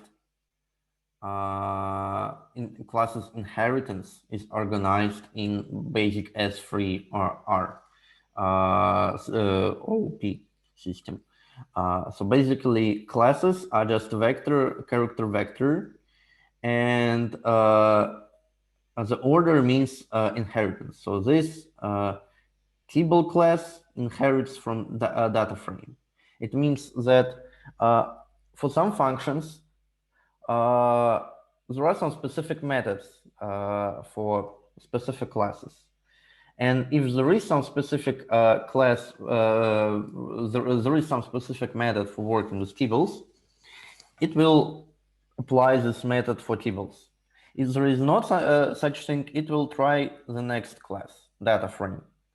So it means that data frame, table is just a data frame actually, and most of the things that you learned with data frame, actually all of them somewhat, they will work with table too. But in addition, you have also some additional functionality in these tables. Tables, they're somewhat like enhanced data frames. And what is different to just data frame output there? Can you explain to me what's so different there?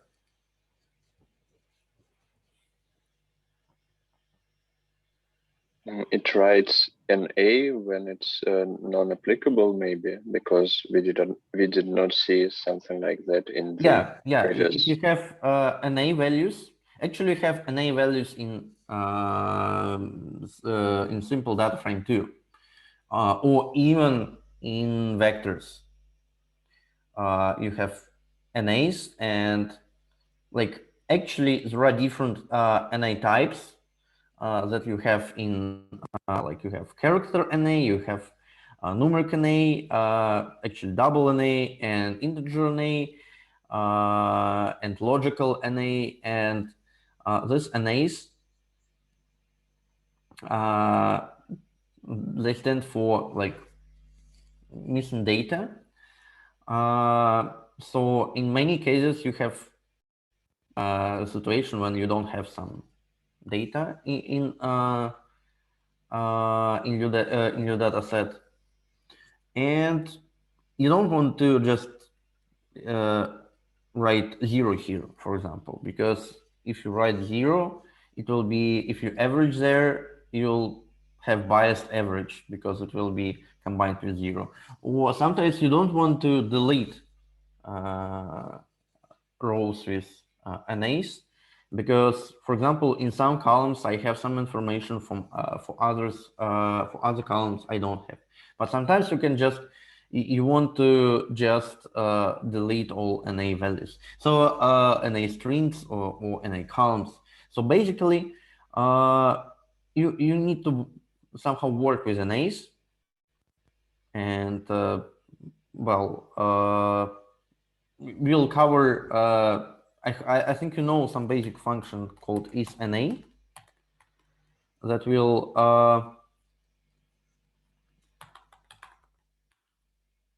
heroes. Let's say heroes weight, right?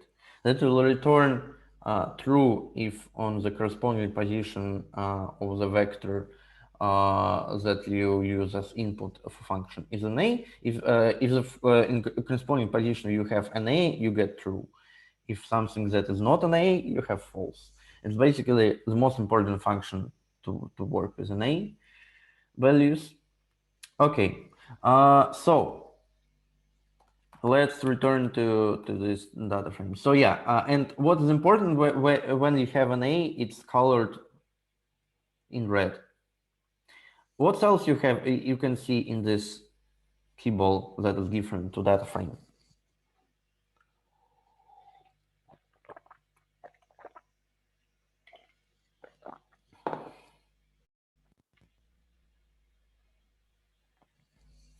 Maybe these CHR and GBL. Yeah, because exactly. I don't So remember what do you that. think? What is it?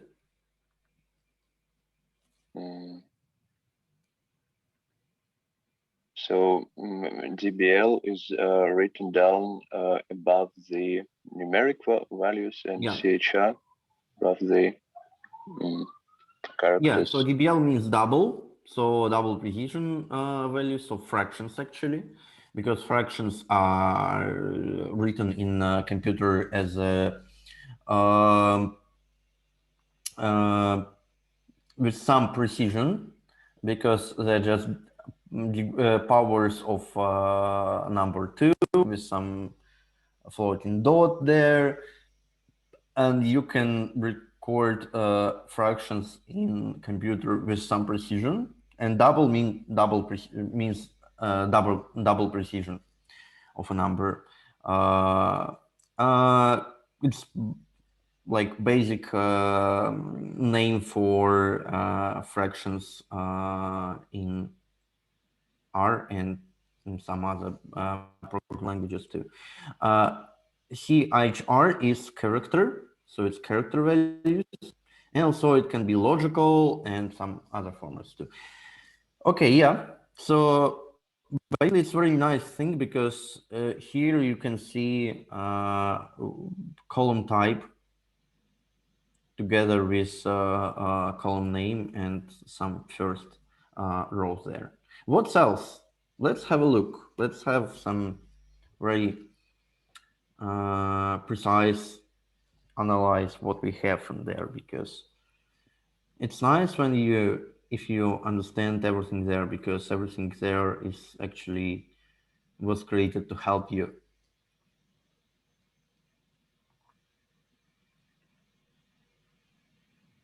In the original file, there is no x1, as so I opened it in the browser, and it begins with the name. Yeah, it is a problem because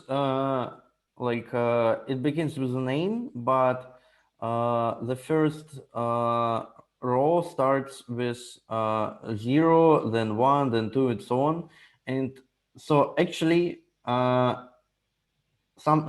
if you save in Windows, as far as I remember, data in Excel, or maybe not just in Windows, just in Excel, you save as CSV file, it will create this column, maybe, as far as I remember. So it's just created artificially, just it doesn't matter actually, because you'll have something very similar if you export it with read basic read CSV function too.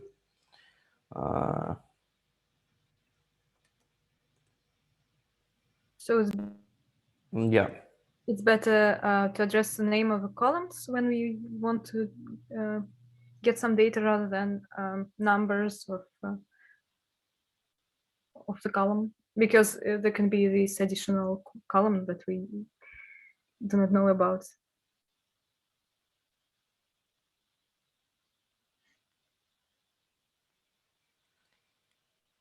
Well, I mean, please explain what do you mean? No, I meant when we have try to do something with our data and those vectors, it's better to use the name of the title of the column, the header, rather than like the column 3 in these brackets, not the number of the column, not the yeah. I mean, just I mean, it's not important, I think, but yeah, actually, what's important that we worked with matrix, worked with data frame as a matrix, and we used some subsetting by column numbers, but actually it's not safe to index data frame table by numbers, by column numbers, because it's usually supposed that columns order is not really important, because you can just mix columns or create another column or put another column in some specific position, and it will not change your data. So that's why using color, actually it's not recommended to use column numbers for indexing data frames, and we'll cover how this is implemented. This idea actually is implemented in tidyverse. So about this x1, yeah, here it's created as x2. And in both cases, if you read it as data frame, a simple data frame with base read.csv function, actually the only difference that by default read.csv function, it creates valid names for column names, because the space is not valid symbol for column names. But it doesn't really, it is not really so much important. The most important difference between this table and data frame is how the output is presented. So in both cases, you have an A, you have values, right, and so on. But here you also have some colors. You have this line that tells you about column type, and also you can see that data frame tries to show you the first in this case 90 rows, and it's not really comfortable to scroll that much, you know, and also tries to show you all columns. And again, it's not really useful to see all the columns. Sometimes you basically want usually to see the first columns and the first like 10 rows, and information about whether you have more rows than that, because here you have like information. And also you have 724 rows, and also you have 2 more columns, and they're written there. You have in this output, you can see the size of the table, and basically it is assumed that if you want to explore the whole data frame, the whole table, in this case, you will just you will just type this button and you explain it in this viewer, or maybe you will just use some code to analyze it by yourself. So you will select some columns, you will filter by rows, and so on. So yeah, so that's actually the main difference of table to like simple data frame. So actually that is not so much, it just makes your life a bit easier, and there's nothing more about that you need to know. May I ask? Yep. Why, like, when we want to like read the file, what is this read r : thing mean? Why can't we just write read CSV? Sorry. This one, right? Yeah, this part. What is that? Okay. Actually, if you attach tidyverse, you don't need it. I just use it here to make it explicit that I want this function from reader package.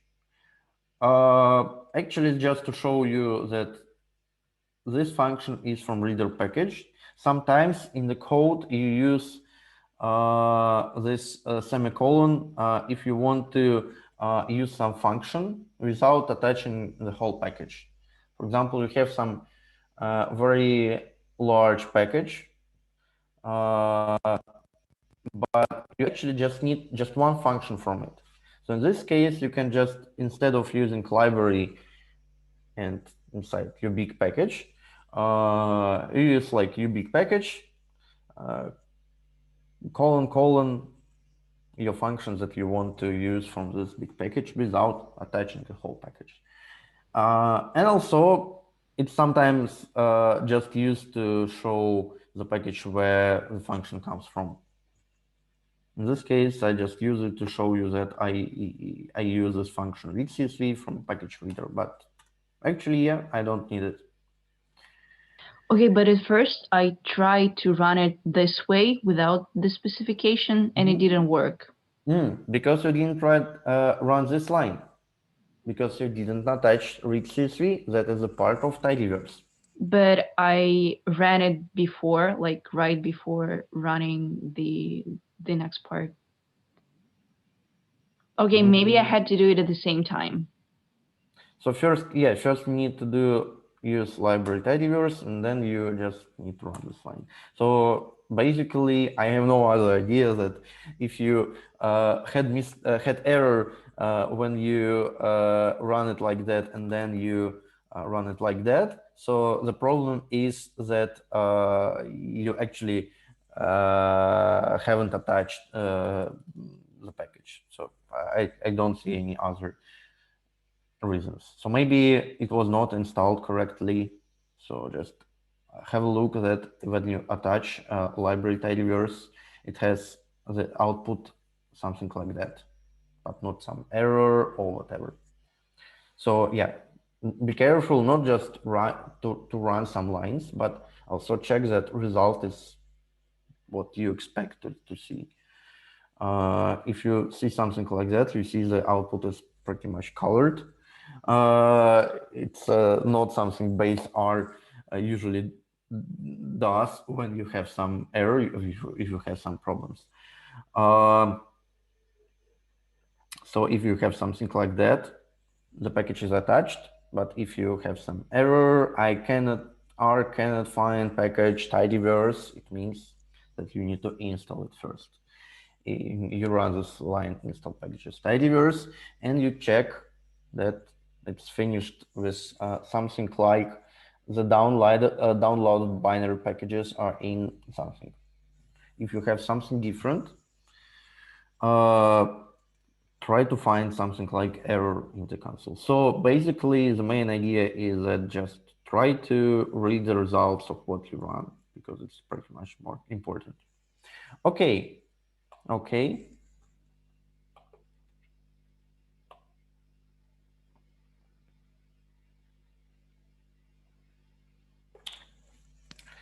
And now, I want to first show you some magic of using tidyverse, like how it's used in real life. So yeah, again, this line means so in original data, minus 99 means NA in columns weight and height, because actually, you cannot have negative weight, and negative height. It just was used to show that values are missed from the data, and they should be coded as an A. The same for character columns. For character columns, you just have this minus. Okay, let's have a look. How it works. So assume that I want to take only male superhero equal to male, right? And then I want to aggregate by groups. Just try to understand what's happening there, because just try to use some language intuition to understand what's happening there, because I want to show something that you do not understand now, but you will understand and you will use later. So let's have a look. So yeah, first I run this line, then I want to aggregate data by publisher. So basically, this this data set is about superheroes. Each row is a superhero, and each column represents some information about him or her, like gender, eyes color, hair color, skin color, the height and weight in kilograms, and publisher, because it's important because basically there are two main publishers of comics.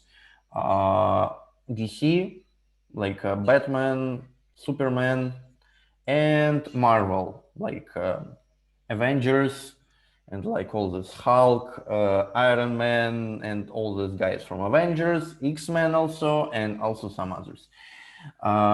So basically the most popular values there are DC Comics and Marvel Comics. But it doesn't matter. I'm not specialist in comics, and actually I think that people usually know more about comics and superheroes than me, but it's something that can be understood by everyone,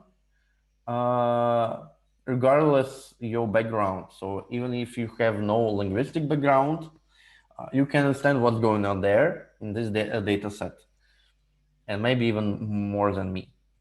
So I want to group by publisher and calculate mean, weight, and ARM равно true, because I want to skip an ace. And also I want to sort it. In decreasing order for yeah, sorry.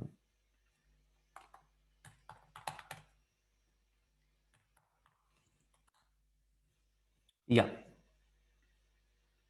So, and that's how the code in tidyverse is written. So you can see that it's like a typical part of a script, typical line of code that you will write in tidyverse.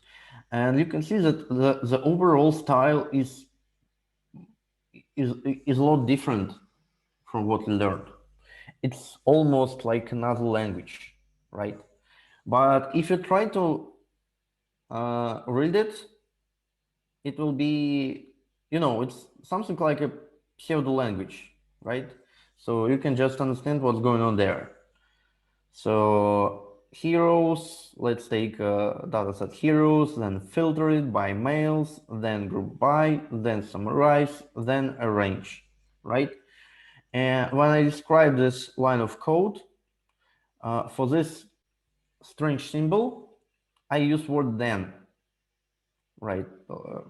So it means that I want something, then I want something. And let's discuss what this symbol means. This symbol, it's called pipe operator. It is important from a package migrator. Actually, what does it mean? So imagine some situations that you want to calculate, for example, sign of some vector, right? And then you want to calculate absolute value from some vector, right? And then you want to calculate square root. Okay, and then you want to calculate summate over this vector. We did something like that before, and you can see that it's pretty easy in R. But if you have many such functions inside functions, it's not so comfortable to write it. It's not so easy to read it, because you need to read it from inside to outside, right? So you need to read it from there, and then you apply function sign, and then you apply abs function to get absolute value, then you apply sqrt function, and then you apply function, and it's very easy to miss some circle brackets, some parentheses, and it's rather hard to read. Actually, what pipe does is make this makes working with many functions inside functions much more easier. So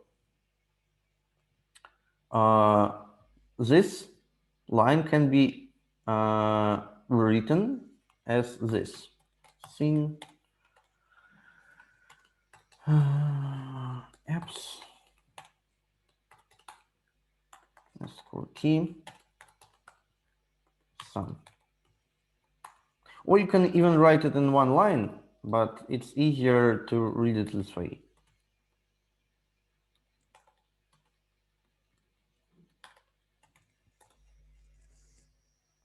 Right?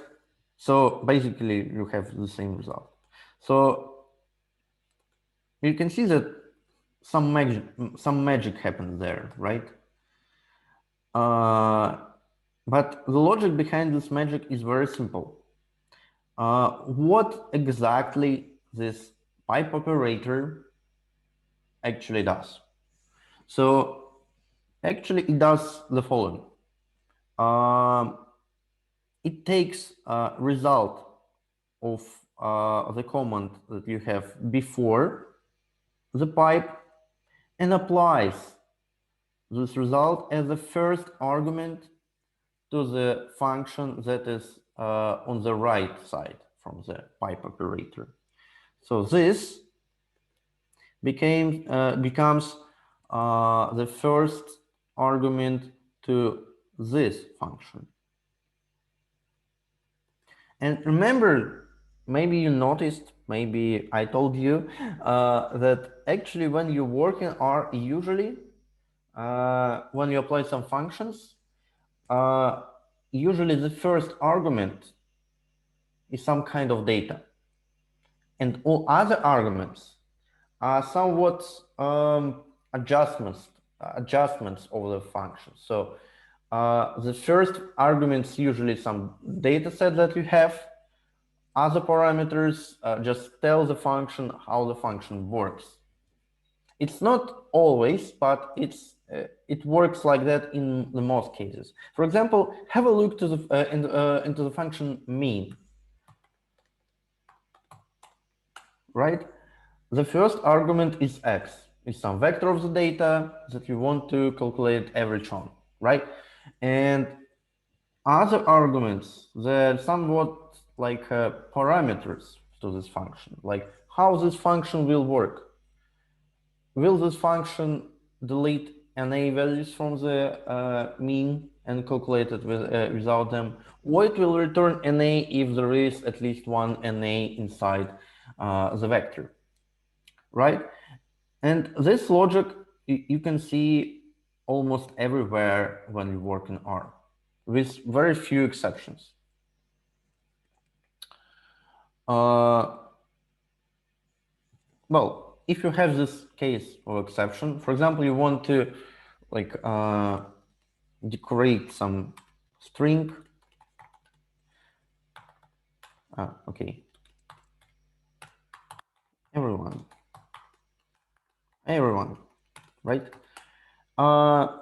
And you want to put, oh, okay, let's use paste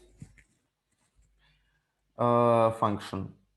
So you just want to combine this with everyone, but you want to say something before and something after. You just put dot on the position that you want to put it. So dot means that you want to have results of this before the pipe to be inserted as this parameter. Or another example, that you want to calculate logarithm. So you can use it like this. And in this case, it will use, if you remember function log, it has two parameters, values under the logarithm and base of logarithm. So logarithm is a value that you need to calculate power of the base to get this value x, right? So imagine that you want to calculate logarithms of 8 by different bases. In this case, like from 2 to 8. In this case, you put it in, put it like this: base equal to dot, means that you will take, you'll calculate this and put it there. So dot is something like a placeholder when you use pipes. I have even a funny meme about that, about where is it? Yeah.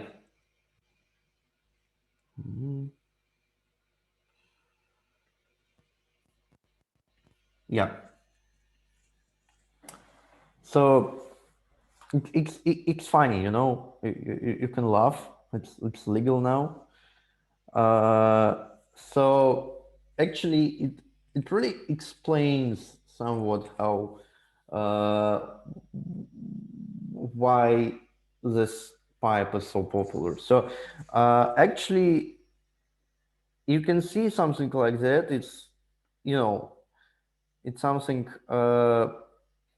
correct, something that works, but it's quite, you know, it's too wordy.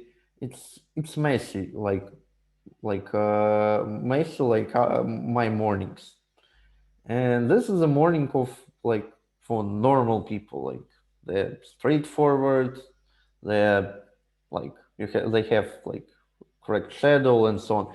Actually, in both cases you do the same, but this is this option is more tidy, is more accurate, is more nice, you know. So it doesn't make your code faster. Actually, it makes it a bit slower, but this way is a bit is a lot more tidy than this way. And actually, it's really how it works, because in many cases you can actually, what you do with your data when you analyze the data, you took some data set, you apply some function on that, and it's something like a pipeline, something like a конвейерная лента. How it's translated, конвейерная лента? Do you know конвейерная лента? Could you help me? Because it's very important comparison. My R cannot find pipeline is okay. Yeah, but you know, pipeline means just like as far as I know, like it's more about like real pipes. But what I want to make you think about that, like when you, yeah, rich CSV also, no, it's not added like apostrophes, it just used like this right strich, right? Forgot this thing. So actually it's not added in a column name. Basically, you just it just means that if you want to take heroes, for example, if you want to take eye color, you cannot do it like that from this data frame. You need to use this asterisk. It's something that you can find where you have tilde, for example. Yeah, right. Where you have your letter, tilde, you have this ticks, backticks, right? Backticks, correct. It's not apostrophe. It's not quotation mark, right? It's a backtick from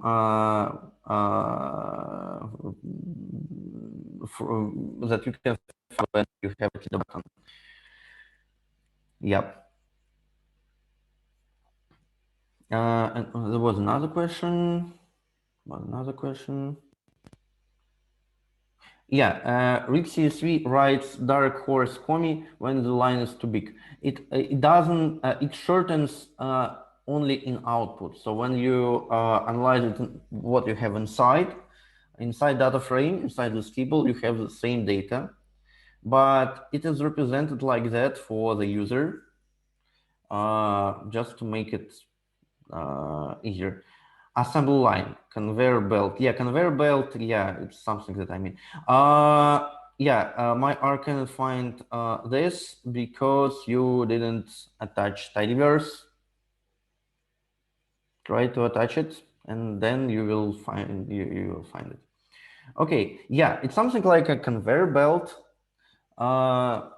Like you have some data, and different functions are just something like different machines that do something with data, and then data are sent to another machine. And you can consider your analysis as moving your data through this conveyor belt and applying different functions until you get, for example, figure or some results of the model or some report in R Markdown, because why not? And because of this, you can easily consider this as a number of pipes, and you can convert it to this your code. You can write your code as a number of pipes applied to the data, and it looks really nice, and it's easy to read, and it's really nice to work this way.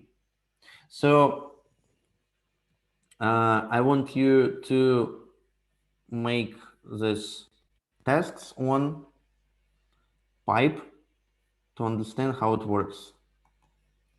And then I think we'll finish today seminar. Sorry.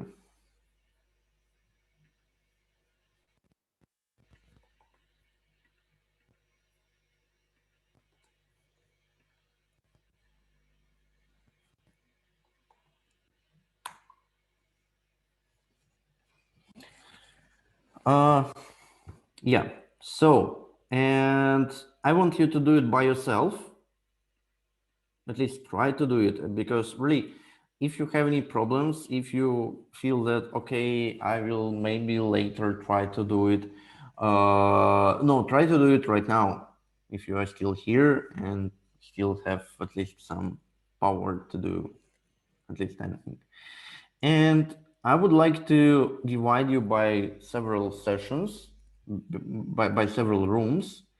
And I want to expect you that somebody will share his or her screen, and he will do the tasks like sharing his screen, and also others. I want you to try to do it by yourself, but if you feel that you are not ready for that, try to just at least help to the guy or girl who is writing, who is solving it, sharing this. Okay, let's do that. Right.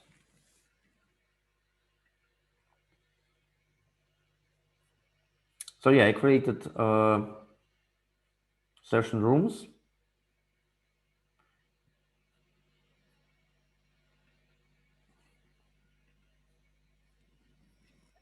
Hello. Hi, and could you send me to the so now сейчас вы меня слышите? Да. у меня два аккаунта, и один с компьютера, другой с планшета. Меня с компьютера вы поместили сейчас в один сессионный зал, а я с планшета сейчас в другом сессионном зале. Я понял. Да, то есть я с планшета в сессионном зале 2, а можете поместить меня в зал 1. Ага, я понял, сейчас перемещу. Александр Смирнов, да, переместить. Да, вот этот, который сейчас здесь говорит, да, все.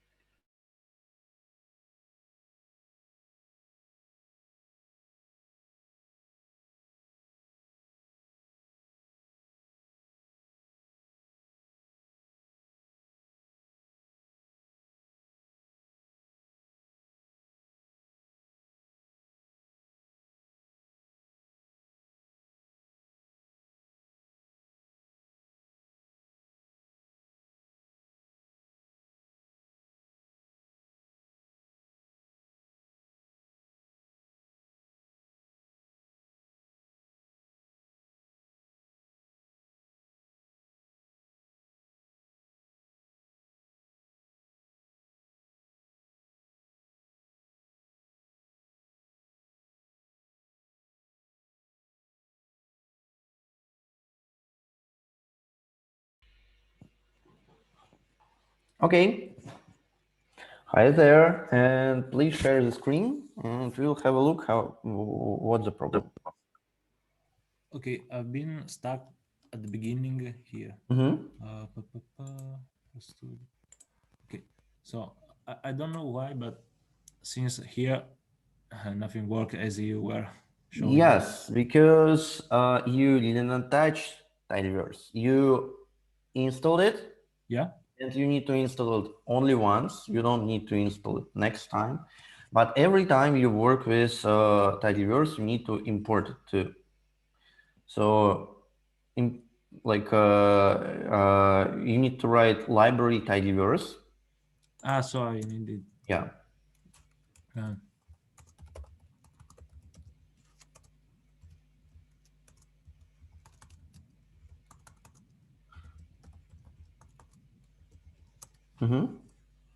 And you need to run this line.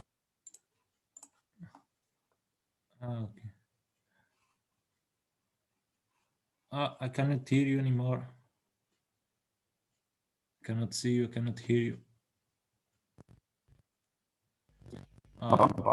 Yeah, I think I have a problem. I cannot see you and I cannot hear you. It's a problem from my network. Okay. So the problem was because I didn't run the library. Yeah. So it's something like import numpy in Python.